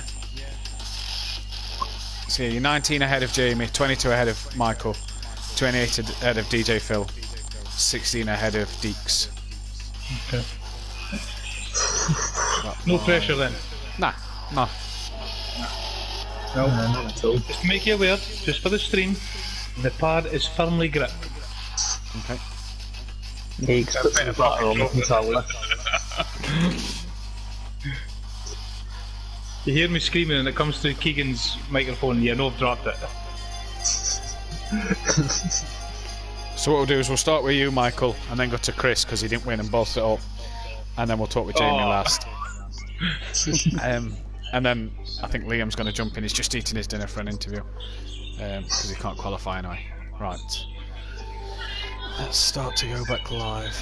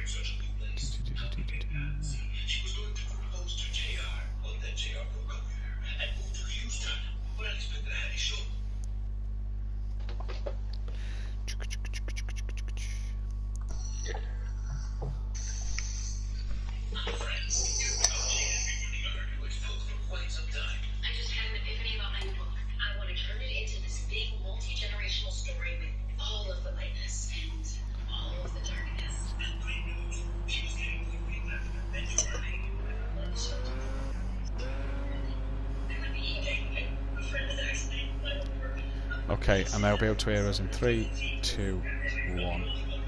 Welcome back then, ladies and gentlemen. I've got Stealth Sloth, Welshie and Big Boy Brazier in the commentary box with me for a quick interview. We'll get Liam in just 2 moments. But first, Michael, aka Stealth Sloth, want to talk with you. You had a bit of a strange race. You was on the podium and then lost the podium and were back up there and off it again. Yeah, I was struggling a bit in the wet, so made a few mistakes. And You've dropped... You've dropped to 22 points behind your teammate Welshie. Driver's title still firmly on though at the moment, unlike his grip on the pad. Can you get some more places in this race too and get the better of your teammate? Yeah, hopefully we'll fight till the end, I think. Also, no team orders yet. No team orders yet. That's what we want to hear. Also, the team can win the constructors title in this one, so it just shows how good you used to have been all season. Yeah, it's good to hear. Brilliant. Well, best of luck, Michael, and we'll catch you in race 2. Chris, you got second place and you led for quite a while after a long pit stop put you mid-pack, and then a mistake from yourself allowed Jamie Brazier through relatively easy. I'm sure you'd have liked to have fought him a bit harder than that one. Yeah, like I say, I think we need to look at his team and start wondering if they're using tyre softener on their tyres, because the grip he's got is unbelievable. So yeah, it was a really good race at the start. You know, we were all very close. Had a good race with Deeks, still had a little coming, then went into the pits and went from there. So it was very interesting. But the minute I went onto the wet tyres and the rain started coming, it just felt like I don't know how Jamie's got it, but it just felt very slippy in every corner, so I was very, very cautious in everything we were doing. And it just made it a little bit difficult, but as the track started to come back and start to dry off, we started to get, obviously, tyres wearing down, going orange and that, so it was causing a little bit of problems. And I seen Halty starting to catch, so I didn't want to lose that to Halty. But then I think he had a few spins and managed to secure second. He had a moment at the end. We saw DJ Phil Pitt. He was actually unlapping himself at the end of that race. Yeah. Did the grip levels really change from the wet tyre we seen him on the slicks just overtake you with ease? Did it really change that much in the fog? Well, I seen him catching me very quickly, so I kind of figured he'd went onto the slicks at the end there. And I wasn't wanting to get involved in anything, so I kind of just let him go. Yeah. I knew he was going to do the dive up the inside. Just let him go. There's no point in getting involved in that situation. You know, we're racing a different race at that moment. Yeah. And I just let him go, and that was it. So I just tried to keep up as much as I can. You've got a gap 16 points to Deeks now. You've pulled out a bit of points. Jamie's managed to gain back to 19 behind you. Nervous time still? It's always nervous times, you know, just holding that controller's nervous times. Yeah, I can imagine. But yeah, it's I've just got to keep my calm, focus, and see what I can do. Obviously, MC Motorsport, we spoke with Stelsoft just a moment ago, can wrap up the Constructors' title here. It's been an achievement that you boys have really worked hard for all season, and it's well deserved. Well, yeah, like I say, we're always talking to each other. No team orders in place or anything, but we like to race each other, and we're always kind of consistent. So yeah, it's just about pushing forward as a team and securing that now. Well, brilliant. Best of luck for the rest of the race. Jamie, thank you. You've been another race win, but it didn't come easy at the start, did it? No, that was a bit more harder than some of the wins I've had this season. Halty back on the grid has really made things trickier for yourself. So in the league we did before, he was very quick in the Pro-Am group, and so I had a big battle with him for that. And so as soon as I saw him back last week, I thought, oh no, yeah, is he going to be a lot quicker than me? Like, what's going to happen? Yeah, 19 points behind Welshie. You needed, from my calculations, 26 points every race if Welshie finished second. You didn't quite get that in race one, so you need to hope that you can still win every race, but Welshie have a bit of a poor race in one of them. Yeah, I just need Keeks to make him drop his pad. You don't need Keeks to make him do that, don't worry. Don't worry, he'll be grounded if that happens. Well, best of luck, Jamie, for race 2. We'll let you get back to camp. And wish you the best of luck. Liam's just joined us now. Liam, you finished 5th place but started 8th on the grid, and it was really a race that you kind of slowly made progression up the order, and you and your teammate did very well to get through the pack together, sort of thing. Yeah. This is going to be one of those moments from first interview, isn't it? Yeah. You can now mathematically not win the title, but you're in a good little battle with Cam for P6 in the championship. The gap is currently 23 points that you lead him by. P6, considering you didn't start since the Nürburgring, is a good achievement for yourself. Yeah. Brilliant. I don't know what to say tonight. We'll let you go, Liam, mate. You can get on the podium tonight, Liam. Pardon? Do you reckon you can get a podium here tonight in this race too? I'm hoping so. Well, good luck. Best of luck, mate. Best of luck, buddy. I know you've had a tough day, mate, but let's hope you can get your all in race 2, bud. Yeah, alright, thank you. Cheers, buddy. So that was Liam then. A man of very few words. We've got Deeks currently out there at the moment. He's sat at top of the leaderboard here, Matt. He's going to be wanting to capitalise on what we saw from, obviously, the top 5 from the first race can't qualify. So it's definitely going to be an opportunity for him to try and steal the march on the guys who took a lot of points out of him in race 1. Look at the current grid though. Big Boy Brazier, take Keegs out of the situation. Big Boy Brazier can finish, it will start on the back of the grid. Welshie will start mid-pack. So the difference there could be monumental come the end of lap 1, especially what we've seen with Jamie Brazier, but sort of bouncing off the cars in race 1. Deeks or DJ Phil for pole for me in this one. Cam's yet not got a qualifying lap in. for me, I think DJ Phil's a quick driver. He always goes well in the races. But for me, Deeks is more of an out-and-out qualifier. He's got the quicker pace in general, especially in the dry conditions. So for me, Deeks, it's got to be nailed on pole position. But the race is a whole different story. I can't see anyone's getting in Big Boy Brazier's way. But then again, I'm not 100% on what the weather forecast we're expecting for race 2 just at the moment either.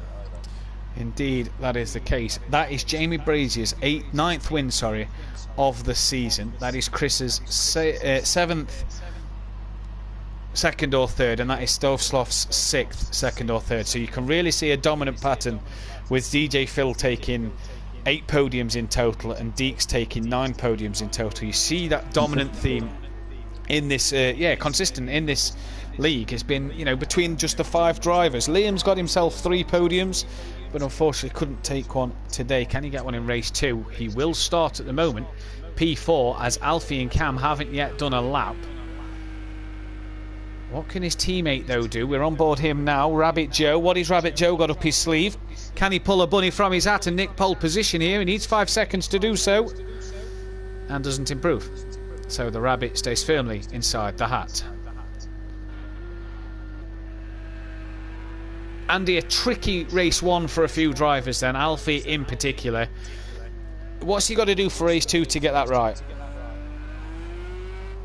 Rabbit Joe, he just needs to get a good start. He's obviously going to be starting up in 3rd, or as it stands, 3rd place. Alfie could change that in this session, but for him, he just needs to keep himself out of trouble, make sure he doesn't get any damage on that car, because full damage can always be a tough proposition for any drivers, let alone, obviously when it's at this stage of the season and they're going to be fighting for survival, some of these lads. But I think that he just needs to keep himself out of trouble, stay out of any first lap incidents, and he should be on for some good points.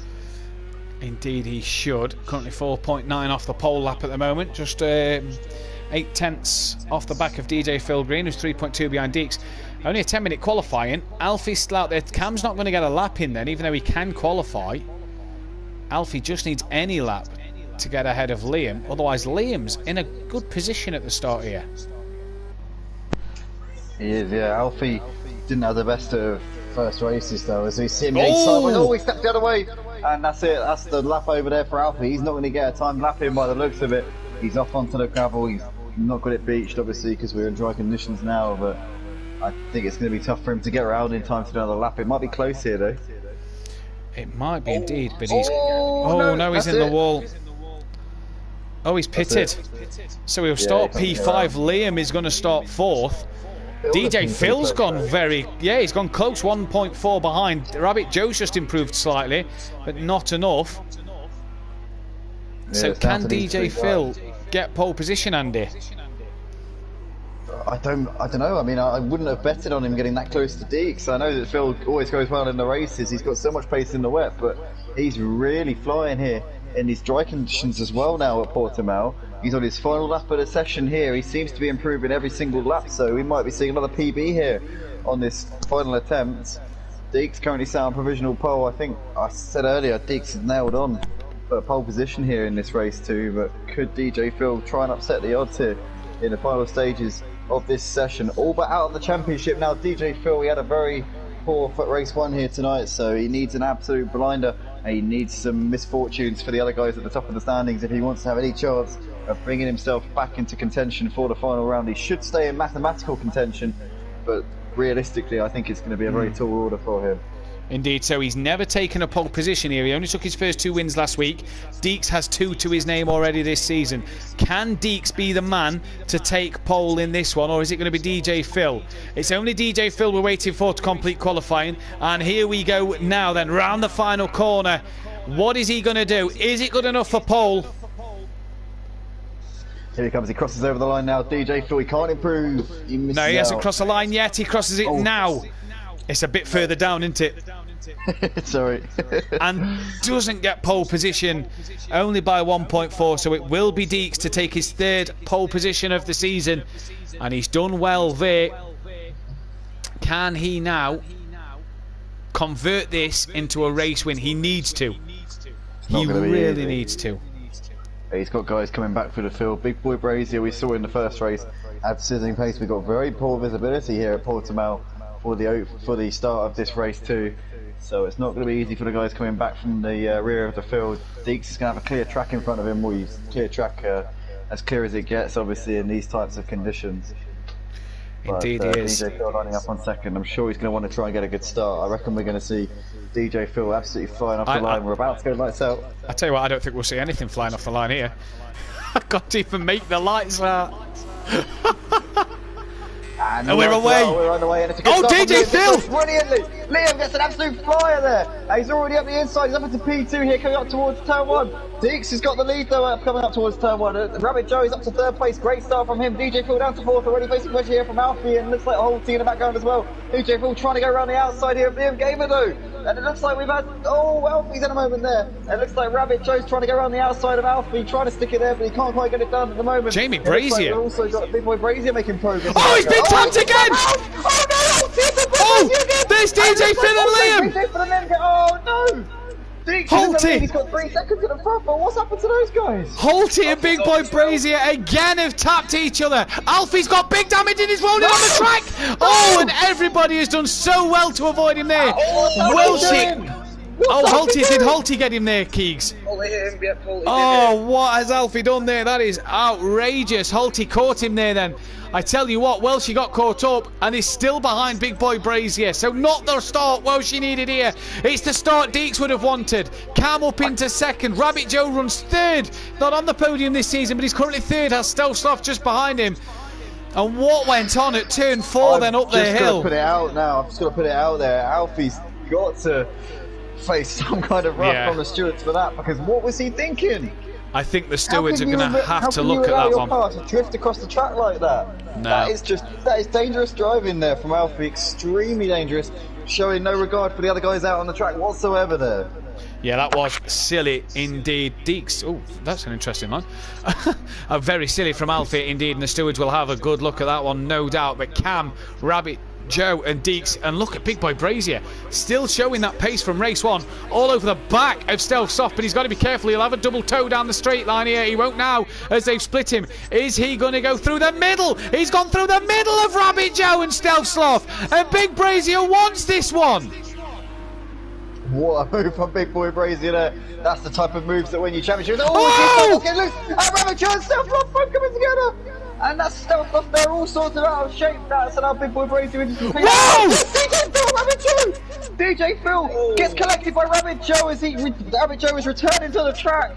And it looks like they've both got damage on that car. You can see DJ Phil minus the front bonnet and bumper.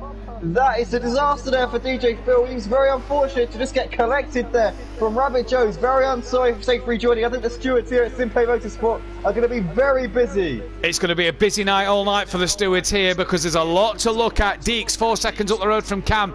Cam will surely let his teammate by for the title. You wouldn't think he'd hold him up. They're trying to stay in front of MC Motorsport for the Constructors title. That is slim hopes. 46 points in this race that can be awarded to you for maximum points. There's only 22 points. They need to outscore, MC Motorsport by 22 points or more to have any chance of taking it to Imola next week. But DJ Phil, look at the damage on that car. He's going to have to make an early stop, and he's trying to defend from Holty. And that car is going to be hard to drive at the moment. I think it's unwise of DJ Phil to try and defend that with the damage on that car. He's better off just allowing these guys to come through and getting back to the pits as quickly as he can, but he's trying I want to to ask a question here. Is Alfie parked up? Yeah, he's just sitting there. Well, that one needs to get to the pit lane. Yeah, it was after he was rolling back onto the track where he had that moment. He drifted into the path of pretty much the whole back, and I think after that he called it a day. Yeah, I don't know if he's going to retire or not, but he is just parked up. I wonder if maybe Alfie had to go off and do something. Maybe that might explain why he was drifting rolling backwards across the track. Yeah, possibly, but still. Maybe he did have to maybe he had to dash, I don't know. Oh, that's Stealth Sloth round. Is that turn 1 again? That's twice in a row he's done that now. Yeah, well, she up into P4, so it looks like Stealth Sloth really struggling in the opening stage of this race. Could be track temperature related, or maybe it's just due to the moisture in the air. It's a little bit more slippery than he would have imagined. But he's lost places, his teammates up into 4th.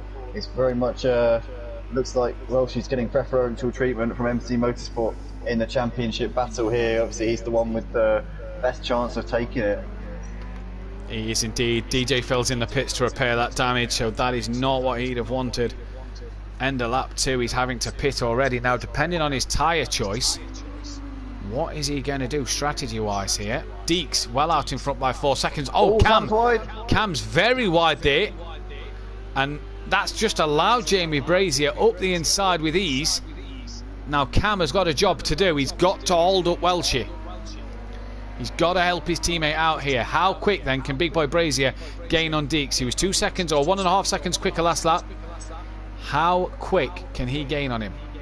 He'll be up on him in a matter of a couple of laps, but the big question now is obviously what Cam can do with Welshie. There's 12 seconds between him at the moment, so it's not going to be an impending situation between these two, but certainly down the line Cam is going to have to start thinking about how he can help out his teammate in any way that he can. Big Boy Brazier should be able to catch up and pass Deeks with relative ease because he is lapping 2 seconds quicker, as you say, Matt.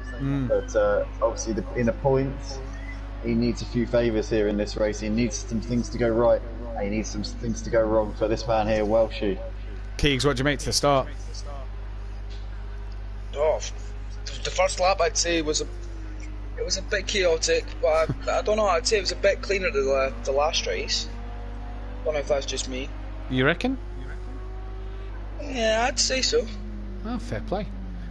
Deeks has just picked himself up a time penalty, I've just noticed there. So that's something he's not going to want. Jamie Brazier's got the gap under 4 seconds. And he's really motoring here. Delstoff's back on the rear end of Welshie, so it looks like these teammates still very much engaged. Welshie's had a problem. Yeah, it does look like it. He's dropped back into the touches of his teammate. Oh, Delstoff almost losing the car there. He gets it together just about there. He was so close to losing the rear end. Looks like that car is driving on ice tonight in this race too. It's not going the way that MC Motorsport would have wanted, especially Chris, with wanting to get this championship sort of extended in this. He's had the opportunity to do it, but cannot get away from the troubles that he's having with, I don't know, this back half of the season. Chris just doesn't look like himself from the front half of the season. Looked good, took the wins when Jamie disconnected. You know, last week was a perfect opportunity for Chris. And we're seeing here as well with Jamie Brazier having a few mistakes, being hit a bit. Well, she's not capitalising like he used to at the beginning of the season. No, he's not. I think that's down to a lot of these guys also getting quicker. You've got guys like Holty coming in, Cam, Deeks getting better and better as the seasons have gone on. You've got to remember Deeks in this championship battle now as well, and he's currently really making the most of it. Race 1 didn't go to plan, but he's definitely on a mission to try and make amends. Oh, as I say that, he gets very wide there, gets a little bit too hot onto the throttle. Cam's pitted. Big Boy Brazier's closing right onto the back of him. Yeah, Cam into the pits. Big Boy Brazier now within 1.4 seconds of Deeks at the front of the field, so it looks very much like it's going to be a matter of when, not if, between these two. Big Boy Brazier. Well, Big Boy Brazier's had his problems with the Team DPR cars tonight, so what is he going to do in terms of, is it going to be easy to get past him? I mean, there's people diving in the pits already, so is there weather about? I mean, I can't see anything. So it is, no, I'm not seeing a lot at all, so it is going to be interesting to see what these guys can do. But at the same time, having said that, Jamie's got to pass Deeks. We've seen it wasn't easy in race 1, so I'm sure he's not going to make it easy in race 2 for him neither. No, he's not, but Big Boy Brazier is just putting the pressure on, and I think Deeks is surely going to pull it back. Oh, it's going to slip under the pressure at some point. You can see he's also got a time penalty, so Big Boy Brazier knows he doesn't have to rush things, he can sit in behind. Oh, Deeks has gone wide. Out. Oh, yeah, very deep there coming into the second to last corner. Big Boy Brazier's now got the run on the inside, side by side here into the last turn, and he's got that done over. Got rain here, guys. It's raining. Yep, that might be why Slough and Cam pitted last lap. Immediately pulling the trigger. I wonder, and the fog's lifted and the rain's come in. Welshie didn't pit last time around, and he's still got quite a bit of track to cover yet. So he's got to... He's 16 seconds behind. Welshie just doesn't seem like he's got the pace tonight. He struggled this back half the season, Andy, and it's something that has... It sort of baffled me a bit. Yeah, I don't know. Maybe it could be the pressure of being at the top of the standings. Oh, did he get a penalty there? No, he didn't. I think he just about got it slowed down. That looked very close. He might have to have some damage repairs though, because the front of that car would have been battered out of it due to that pit entry. But yeah, you're right. Welsh hasn't really been the man on the type of form that we saw at the beginning of the season. Deeks hasn't changed tyres again, I don't think. Second half of this season, and somebody's retired from the race here, Matt. I think somebody's out. Alfie's out of the race. Yeah, he's actually retired the car. Oh, so's Cam. We've lost Cam as well. Oh yeah, Cam from P7 retires from the race. Did he disconnect? I don't know. He pitted. Keegs, did you see anything? No, I didn't see much. I wonder if his connection was on red, so I wonder if it's Cam that's got connection issues this week. Jamie's robbed Cam's internet. Naughty. Now that's not fair. That is not fair. Cam must have been to Jamie's church. Oh, Liam's not pitted and has pushed Jamie Brazier a bit wide there. And Jamie's got to give that place back for overtaking off the circuit, look. Oh, he's just... Come on, get on with it, Liam. I don't think Liam quite knows what he's doing. Deeks, yeah, I don't think has changed tyres. I can imagine what Big Boy Brazier was probably sat there saying, come on! Yeah, definitely having to give it some there. Oh, Liam's letting pass now. Liam's letting pass now then, but yeah, Jamie must have been going mad. It's so frustrating when you're asked to let someone go past, and the guy's just not catching on to it. Not quite giving you the what you want. I've seen Liam and Rabbit Joe earlier in the race just let people pass, so I'm not sure what's going on there. Strange. That is interesting. I wonder if they feel that they've not got the pace. Which is, are they on the wet tyre? I don't think Rabbit Joe's on the wets. He must be on a 6. Look at him, he's absolutely coasting down the back straight. Yeah, that is very slow for Joe. And then when he puts his foot down, look. That's not right. No, it's not right. That's twitching a bit. I think Deeks is still on the slicks, you know, lads. His pit stop was very quick and has gained 23 seconds when Jamie Brazier was side by side with him. And there you see him lose it. Sideways. Oh, he's well out of shape. Is he at turn 1? He is, yeah. So Big Boy Brazier's just coming out of the last turn, 19 seconds behind. Could Liam Gamer? No, Liam Gamer's still he's got to pit as well, surely. Really struggling. Stealth Sloth is going to be the highest runner on the. He's still on the 6. No, Stealth Sloth pitted the lap, same as lap as Cam. But he does seem to be. He does seem to be struggling. Yeah, he's definitely not comfortable. I don't know if maybe the team put him onto the slicks again. He's continuing on. It's going on. Welsh just there, bottom of your screen, gaining on them. Oh, Liam surely split in the pits there. Oh, he didn't. Wow. No. It looked like he did. Yeah, he went steaming in. It definitely looked like he started speeding in the pits, but he hasn't. Deeks then. I don't quite get this one. Is it a strategy he's trying to play out?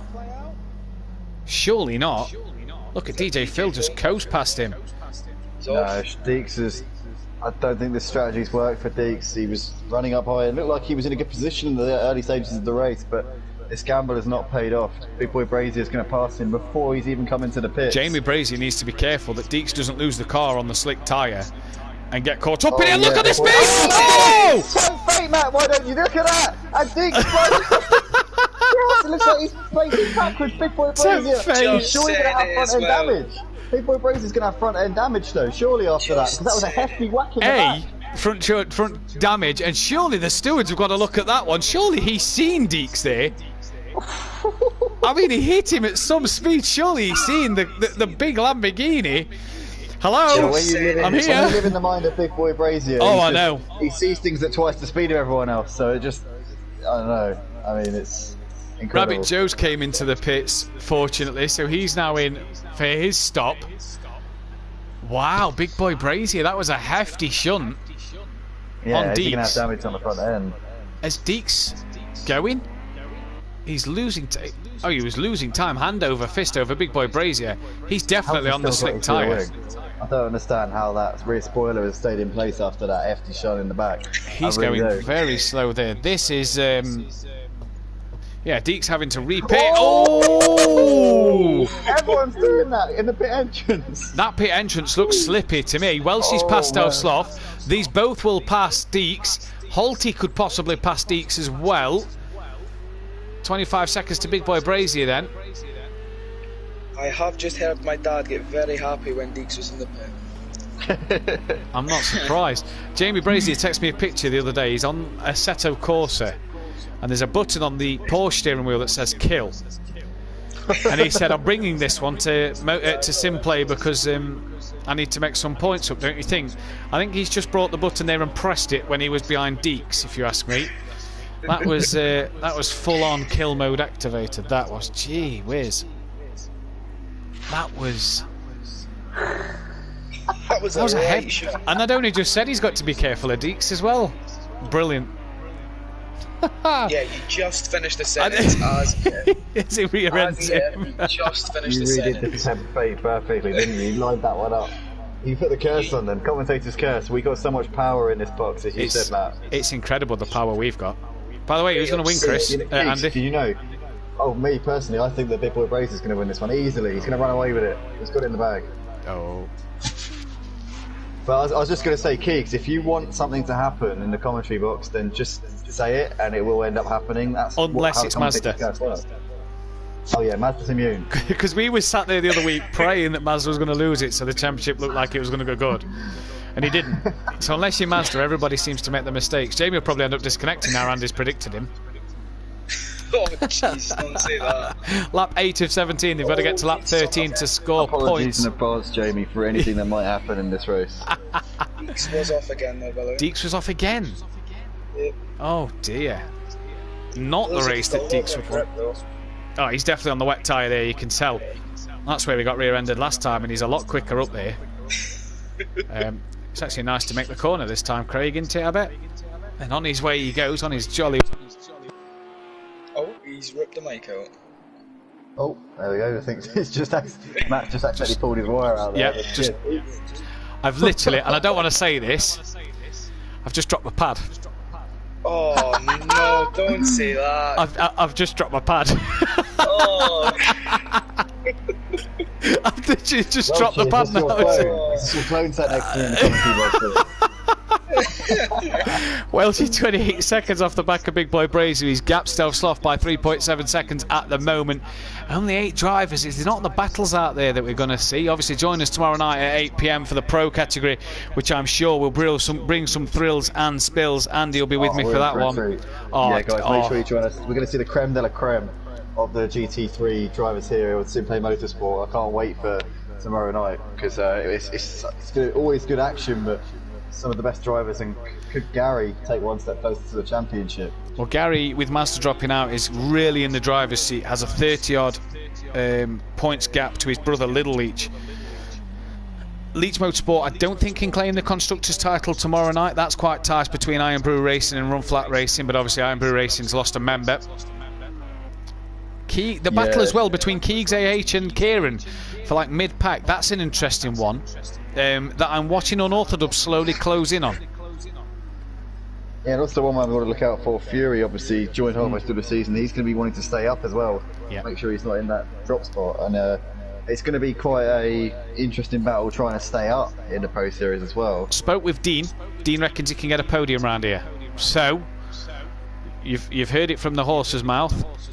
Dean thinks he can get a podium here. We'll see. I'm not optimistic that Acora is going to do anything, to be honest. But you're right, Andy. The race band that he got though. Well, no, you had the race band, didn't he, for race 1 at Monza? That's it. Yeah, could he end up ruining that? I mean, I'd love him to get on the podium. If the Acora got on the podium, it's the car I drive. If I was in this league, I'd be in the Acora. So I'd love to see the Acora on the podium. I'll tell you one that's going to really thrive out next season as well, Monaco. Oh, Monaco would be brilliant for the Acora. Monaco's the best But track. can you pick the Acora for that one track? Do you know what I mean? And you're right, Andy, the bottom end of the table in the Pro category is spicy. Very spicy. It is. But it's also, we're going to see guys really fighting hard to try and stay up in that Pro Series. Nobody wants to drop down to the Pro-Am, and bear in mind that this Pro-Am is no slouch, but everybody wants to make sure that they stay in the premier showpiece event here. And the thing that I really like about the Pro-Am series as well is Welshie's just got a wheel, Deeks, I think, was speaking to me the other day. He's getting one at Christmas, I do believe. Liam's just got a wheel. So all these lads are getting wheels and are looking to upgrade to the wheel to try and get better. So Pro-Am next year could be something to watch, depending on who goes up as well. Depending on these guys coming down, it could be really juicy. I'm not sure if I'm right, but did Rabbit Joe see the same? I think Rabbit Joe's on about getting one, yeah, if I'm right. Yeah, I think so. All these guys getting a wheel, it could make it really more interesting, more close, competitive. Could be brilliant for the league. Absolutely, I'm really looking forward to getting involved in the Pro Series next season as well. Gonna be racing. I'm going to be teaming up with Emo Guy in the Lamborghini. Are you? Oh, yeah. Very interesting. He's going to be in the 666 and I'm going to be in the yellow and black one. I can confirm as well, the only G will team up with Peaceful Explosion. That is a team I'm looking forward to see. The Sandbagger and the world record holder, and that is Halty, who's about to drive past Stove Sloth like he's going backwards. I think Peaceful must have lent him a few sandbags, because it looks like that Lamborghini has got nothing compared to Halty's, although he's trying to stick with him. Look at the onboard camera to see behind. The technology on these Lamborghinis is fantastic here. Stealth Sloth can't do anything about it. Stealth Sloth's one who's on a wheel this year as well. Started on the pad and got the wheel halfway through the season and hits the puddle and nearly lost a car. Halty has! Halty's coming out of the back straight. Halty's lost it. Dear me, that is a shame. That is a real shame. He hunted him down and made that move, but he's going to do it all over again now. Question, Andy. Sun's coming out. Dry tyres? It dried up in the fog enough to... oh, I don't mean yet, but lap 11 out of 17. Surely it's got to be time for slicks by the end. Well, you see, the thing is, even if it is time for the slicks and it becomes the faster tyre, the amount of time that you lose in the pits, is it worth that switch? I mean, if you're this man... If you're this man, no, absolutely not. Just keep getting it home. I'd pit. 32 seconds? No. Well, think about it, because a pit stop will be 45 seconds. Oh, sorry. I mean, yes, absolutely, 100%. I'm being genuine. No, I'd pit. Right. I'd pit. If I had this man's pace, I'd pit. Because then if Welshie goes, oh, hang on, he's going on the slicks. Well, I need to go on the slicks to counter him. If not, surely Welsh should be burning his tyres up. Burning his tyres up by the end of this race. Because it's dry. He said they was burning up in the fog, so it's clear here. I reckon slicks. I think I'd go with the same after a few laps. I reckon someone needs to pull the trigger. And why not? I don't know. If I were with these guys out there, I'd hold fire for at least a few laps and wait and see. Are you a betting man? Maybe I'm too boring. I'm just a bit too cautious. That's what I mean. Are you a betting man? Yeah. Not really a betting man. I'm very much. I'm not in. Just a few comments in the stream. Gary says, I'm looking forward to tomorrow. Monaco, no, says Sutty. Lamborghini, not allowed, he says. I can confirm Leach Motorsport will be staying together as a force. Brilliant. And Sutty says, I would 100%. I don't know what he's on about. Sutty's on about racing the Ginetta next season, so I've heard. The Ginetta? He is. He is? No way. I tell you now, Sutty is genuine. Oh! Was that Deeks? I don't know who that was. I think it might have been Deeks. It looks like it was. Yeah, it was. Deeks getting way out of shape coming into the ultimate corner. I've noticed as well, Halty's got a back past Self-Sloth. Yep. Deeks is struggling. Deeks now, pit for softs. Or pit for dry tyres. Nothing to lose, Yeah. His title is slowly going away from him here at Algarve. Give it everything. You'll lose a place to Liam, maybe DJ Phil. But if there's no spray. There's no spray. Someone's got to pull that trigger. Welshie, if you're listening, don't drop your pad, but pull the trigger. I can't really give you any drop the pad jokes anymore. I've already dropped the pad now on stream. Ah, damn. The number of times that I've dropped the pad while I've been commentating is ridiculous. There goes that gag. Is Chris then going to take my advice and pit? DJ Phil is. See, look, he's looking for the damp part of the track. Why is no one pitting? Goodness knows what is going on there. Guys, we are on lap 13 of 17. Get your voting for driver of the day as well. Sorry, Andy. Get your voting for driver of the day and tell us who you want that one to be. I'll ask these guys at the end. Sorry, Andy, what were you saying? Yeah, no, there's actually an unwritten rule now. I can't say my driver of the day until the last lap, just to avoid the curve. If I say my driver of the day with 4 laps to go, then whoever I pick will end up... It happened last week. I voted for G, and then he pinned it coming into the last race. Oh, he did, yes, and then Gary took the win, didn't he? Yeah, could you imagine? Say, oh, G, I voted for G for driver of the day because he's about to take the win in the split race too, and then he just goes and crashes into the wall. Left. Oh, we've lost Deeks. And he hasn't got to lap 13, so he will not score any points. So opting not to take that gamble to come in for the dry tyres. He's called it a day, so... Oh, that's very confusing. Oh, that's surely his championship gone with no points then. Has to be. What lap do you have to be to get points? 13? 30, it's 12.75. So effectively 13. So wait, did he get points? No, because these are on lap 14. These have just started lap 14 and Deeks was a lap down. Has he left the session, Keegs, or on your timing screen that you can view? Is he still there retired? Because if he's retired, it might tell you the lap. We might have to check the race replay. Oh, Welshie's sideways, he's out of shape. Dear. This is going to play into the hands of Holty and Stelstoff. Maybe those wet tyres starting to get a little bit too hot. But he's losing heaps of time to Holty and Stelstoff. But has Holty made a mistake as well? Because looks like Stelstoff's up ahead of Holty here. I tell you what, there's so many people making mistakes in these changeable conditions. Oh, he has made a mistake now. He's out. Oh, he's onto the grass. Someone else has lost it, yeah. Holty's lost it then. Liam going into the pits. Is that for the dry tyre? I tell you what, it's kind of a bit lonely when you're down to 7 guys on the grid, but one thing that is going to happen is we could be in for a cracking end to this one. We've just got to wait and see what's going to happen. Yeah, got Stelstoff sat there in 3rd place. He's currently reeling in Welshie a little bit. Let's keep an eye on the timing board. Welshie last time I did a 2:15. He lost 27 seconds. Wow. On that previous lap. Surely now, you were right, Matt, I think. You just got to come into the pits, pull the trigger and get that job done, because the thing is, 27 seconds in 1 lap, that's a pit stop. Yeah, why is he not pitting? I don't quite get it.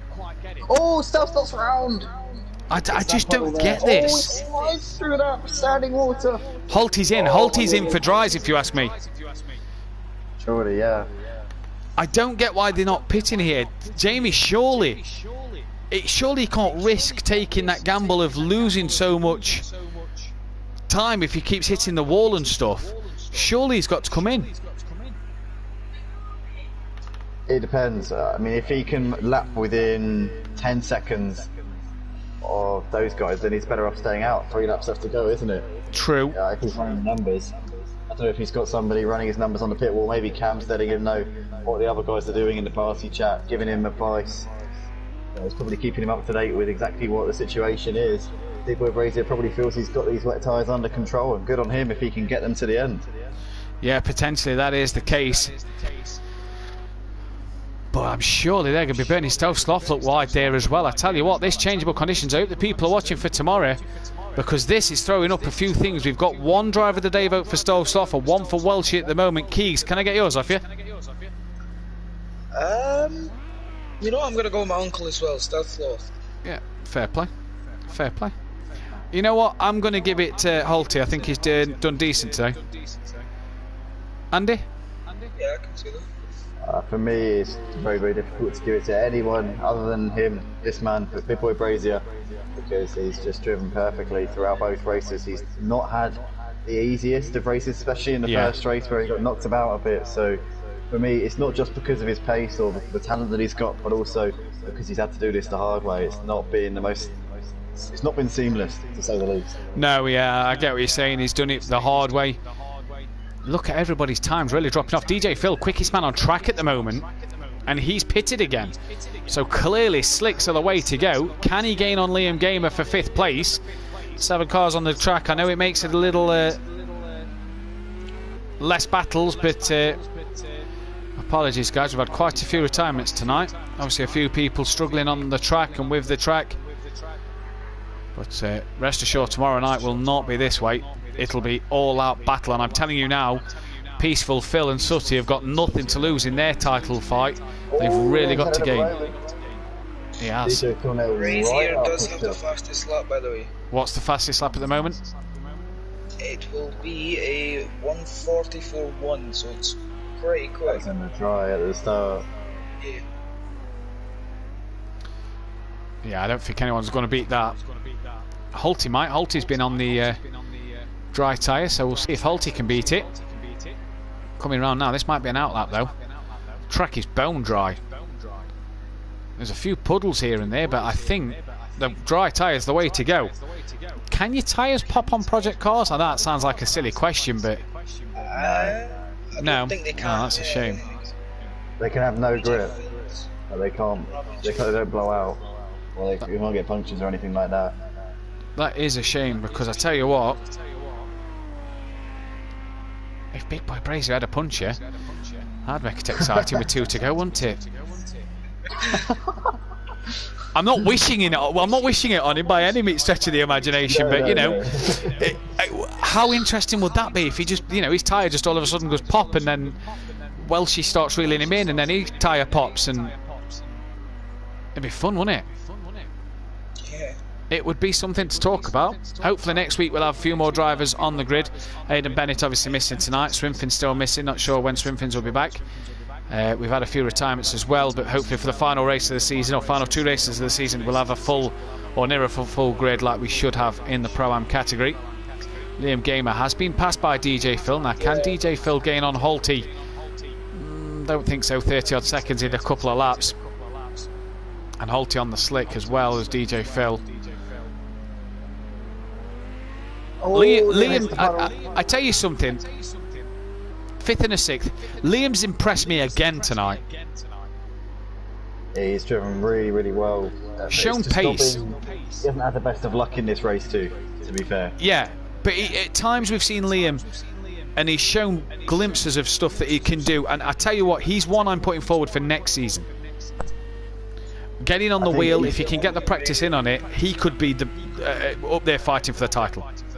Yeah, it's been constant improvements, and we saw from this man he really did put a hell of a performance at Fuji. He made the overtake of the season, along with another particular incident which we're not going to talk about, but his move up the inside when he got 3rd place was absolutely spectacular, and he's shown us glimpses of a real talent. Somebody's Welshie was being overtaken by DJ Phil. The soft tyre, or the dry tyre, really working impressively. Welshie's losing off the back of Big Boy Brazier. Big Boy Brazier on the final lap of the race. Welshie's only just about to start his lap. Jamie Brazier has been so impressive here. Looks like Stove Sloth's going to take driver of the day. Still though, guys, a bit more time to get your votes in if you want to get your votes in for driver of the day. Big Boy Brazier's going to come around the last couple of corners here, and he's going to close the gap in the championship to Welshie. Welshie came into this one with a 7-point lead over Deeks, a 24-point lead to Big Boy Brazier.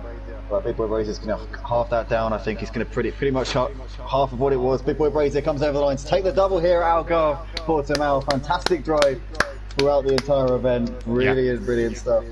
Takes the win by over a minute to Welshie, and Welshie looks like he's struggling. Passed there by Rabbit Joe. Rabbit Joe unlapping himself.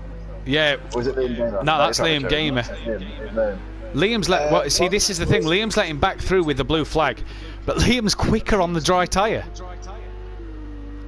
A lot quicker. Said Welshie in the chat. Oh, has it?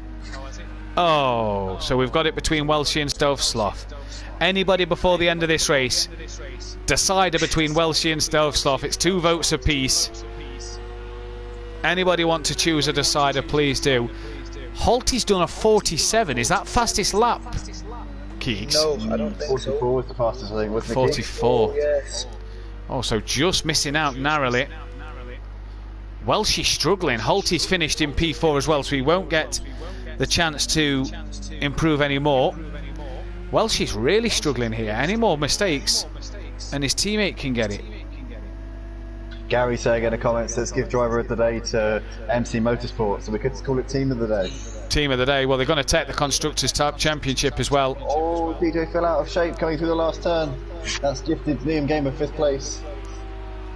Yeah, they're going to take the Constructors' title here, and they've been absolutely outstanding in this one all season long. of these two guys. Been really, really impressed with what they've done. And if you ask me, I think it's been testament to what they've done all season. They've been fantastic. And there is your driver of the day then. Welshie and Stovsloff on screen now. It's Welshie who's going to take a P2 from Stovsloff third. DJ Phil Green crosses the line P6. Liam got fourth. Holty got fourth. Liam got fifth. Rabbit Joe will take seventh. Fastest lap for Big Boy Brazier. Not the most entertaining in the second races, but either way, a crucial one for Jamie Brazier in this one. It sets it up really nicely for next week, the championship decider now, because Big Boy Brazier's got to be in second in the championship after that one. Yeah, you would imagine. Stelstoff keeps himself in the hunt just about with a good third place, but Welshie very much in the box seat. Well, the thing is, with Deeks retiring and not scoring any points, that's meant he's 36 points off the title now. He's down to fourth. Welshie leads by 13 points going into a round where only 52 points are up for grabs. They've won the Constructors' title, so well done to MC Motorsport for winning the Constructors' title. Brilliant job from them to all season. But I tell you what, 13 points between Welshie and Big Boy Brazier. It is not going to be easy for Welshie or Jamie next week. Craig, DJ Phil and Stovsloff, Craig being Deeks, still in with a title shout. Keegs, pleasure for you to join us. Any final words? Yeah, just well done to everyone tonight. Some great racing. Second race, just a few retirements, which is a bit sad, but great racing overall. What are you looking to do tomorrow in the pro group? I reckon I could just try my best, see what I can do. Well, best of luck for that one. Andy, any final words from yourself? Thanks for having me. Thanks everybody for joining us on YouTube. 18 people watching. Let's get this video to 18 likes. I left that one a bit late in the day, but guys, if we can get this video as many likes as we can, it really helps the channel and helps Simplay Motorsport to grow as much as we can. Make sure you join us next week for the season finale and tomorrow for the Pro Series here at Algarve. Indeed, should be absolutely brilliant from all of us here at Simplay Motorsport. Then we appreciate everybody tuning in, every like and new subscription we get. Head over to Motive Racing and make sure you do the same there, guys, as well. Well done to MC Motorsport for winning the Constructors' Championship, and we'll see you next week for the Pro-Am at Imola for the season finale. But join us tomorrow night, 8 PM, me and Andy in the commentary box for the penultimate round at Algarve. Can Gary get one hand on that trophy? From all of us here at Simplay, though, take care. Good night.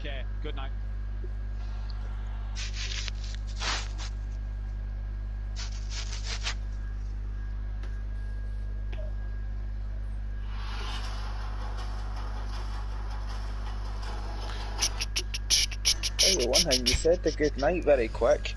Sorry. Jamie? Up very suddenly, Matt does. So that's it. Sorry, Keeks. Just thought it was awfully quick, you know. I was like, whoa. Kieran, it's a bit too late to get your driver at fucking day in. What a bellend. Well, I literally just went Gary and then just ended. So Jamie got 2 votes. Yeah, so Jamie would have got 2, Welshie would have got 2, and so would have Stovsloff. Yeah, so it's a tie. 5 votes. My vote goes to the TV link.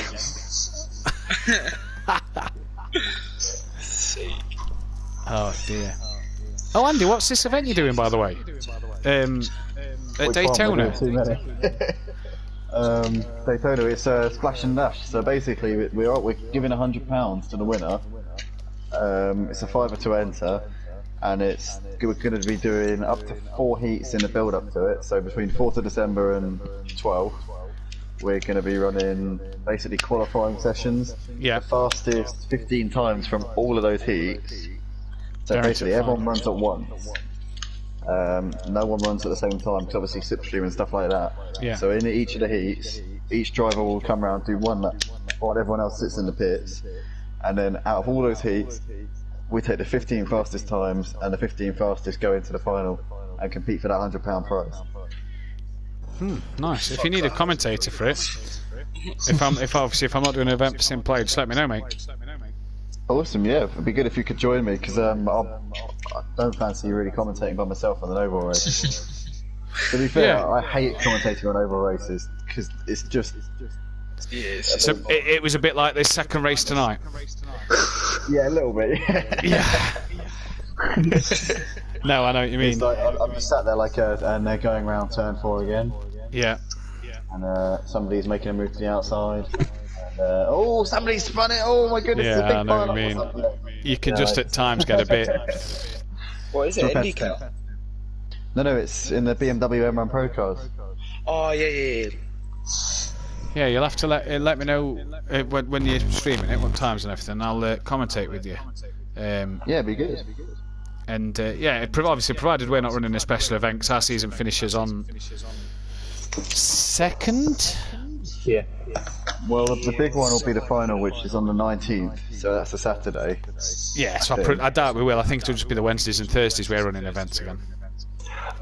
I might not be able to do the 5th, because that's my birthday, so I might be obviously be occupied with that. But yeah, like I say, let me know.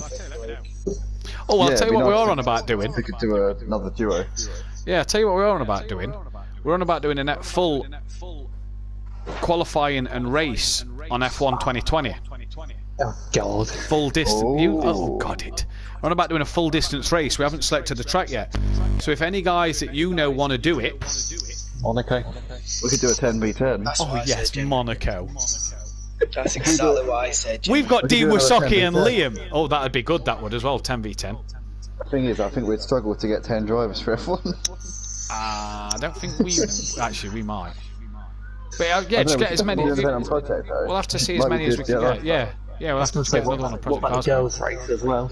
Well, no one commented to me on that on the group. The thing is, right, all of our events are on the weekends. They're either on Fridays or Saturdays or Sundays. Yeah. So, and obviously you run your leagues on Wednesdays and Thursdays. Thursday when you're not running, so it actually fits quite nicely. Yeah, so if we run we could run a joint event with you on Wednesday or Thursday like we did last time. Yeah. Happy to. Like I say, put a thing out for F1 2020 as well. Try and get a full grid for the full race. And yeah, we can.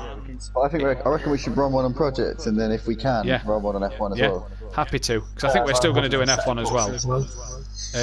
Problem with set of courses is you got to pay for servers. Lovely. We've got one. Oh, you haven't, yeah. Yeah. Problem. The other one we're doing, sorry, Andy, as well. If you want to put feelers out, we're doing a full 24-hour race. Oh, not Get a lot of people in there, mate. It's And we've actually got quite a few responded. As long as I can use the Porsche. Jamie, can your internet last 24 hours? Mazda's can't. It can't last 2 at minute. Yeah, Mazda's can't do that, so I'm not sure about yours, Jamie. I was going to say, it depends who's here. If it's only me here, then it should be fine. Yeah, we'll just get something sorted, Andy. We'll talk a bit more and get something sorted again. Yeah, definitely. It'd be good to get another event on. Chris? Jimmy. Yes. Anyway, boys, Tell your mum to get a pair of scissors and Yeah, cut no that worries, cable mate. going into Take your care. computer. Thanks for having me. I'll see you tomorrow. Catch you tomorrow, buddy. Take it easy, bro. Chris? Yes. Do you know, as I make jokes about you dropping the pad, Who dropped the pad? I may have dropped the pad myself in commentary and unplugged my headset. Yes. So, you may not get as many jokes from me now. If you can't beat, you join us. Yeah, pretty much. It's a new trend. Hashtag drop your pad. Drop your pad. Brilliant. Absolutely brilliant. I was going to say, I was saying to Kaylee about the girls' race, and she was actually practicing for it. Yeah, Beth suggested it, and I think she wanted to race it. I know sister-in-law does. But I'll put another feeler out there and see what I get. But yeah, so I said to Kaylee about it. She went, "Oh yeah, definitely do that." we're only going to do Like I that say, there's no chance my missus is doing it or Keegan's mum's going to do it, but my daughter might do it. Just keeps up as a girl. I could put a dress on him. He likes to do that, and he could race. Keegs. Yeah. Keegs is too quick for a girl's pace, whereas Oh, what's this? Congratulations I on don't your know, he's changed results recently. Well, true. But now Mazda's not there. Mazda might have been giving it wrong downforce. Oh, that's it, yeah. Do you know what I mean? You lead by 13 points if you want to know. 13. 13. 15. 13. 13. 1-3. Alright, Roger. Old age, Keegs. Their hearing starts going. I'm sorry, right? What did you say again? Old age.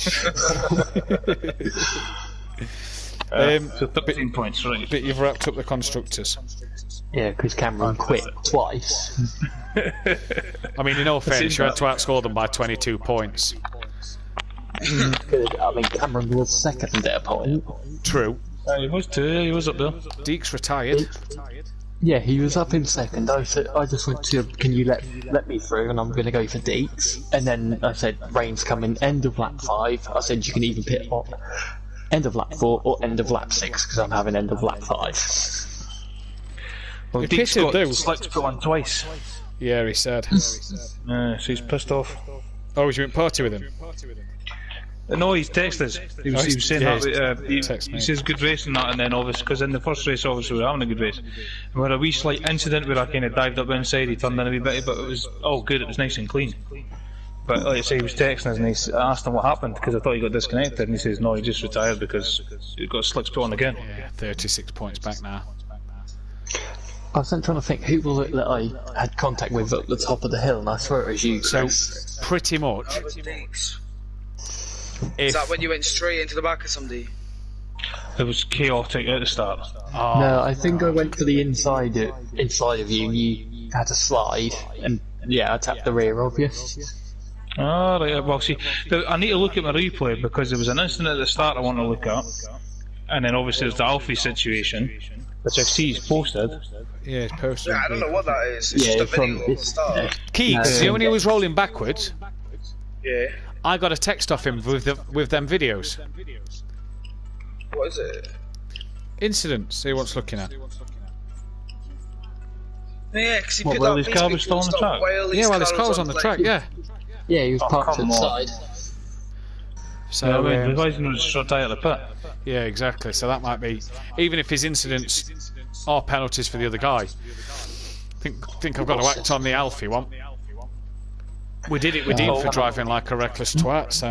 Well, that was it. 'Cause to me, he got put off, but it's like I seen him, and it was like he just kept going full throttle and then come across and just come straight into me. He got pushed wide by Cameron, and then got collected, I think. I think it was with Rabbit Joe or Liam. It was one of them. Yeah, It was one of the Porsches. Liam's in front. And then, like I say, he just goes right down the side, because I watched it, and he just kept accelerating all the way down the wall, and then just comes straight slingshot back on and hits me. Yeah, he looked a bit reckless tonight. Not seen him drive like that since THR. But, oh well. I swear, Holt, he just had a magnet for my car. Pretty It's much, evil. by the way. If you win, Chris, next week without fastest lap, Right. it's then the final race at season goes down to you and Jamie. Because Michael is 27 behind, but needs to outscore you by 25 points to stay in the fight. So if you basically win and take the 25 points... No, hang on, that makes no sense. Ignore me. Pretty much, if say for example, Michael didn't score, and well, Chris gets like 2 points or something. Yeah, pretty much. Wait, 25. Chris is pretty literally, much... you wouldn't even have to score. Yeah, it's pretty much a 2-horse race now. Right, okay. 2-horse race. Constructors wrapped up. I mean, I say it's a 2-horse race. Jamie's internet could spaz out. Chris could drop his pad and get drive-throughs in the pits. But you never know these days, anything could happen. And then DJ Phil will win both races and a win title. That's exactly what will happen. Exactly. You've just said the future.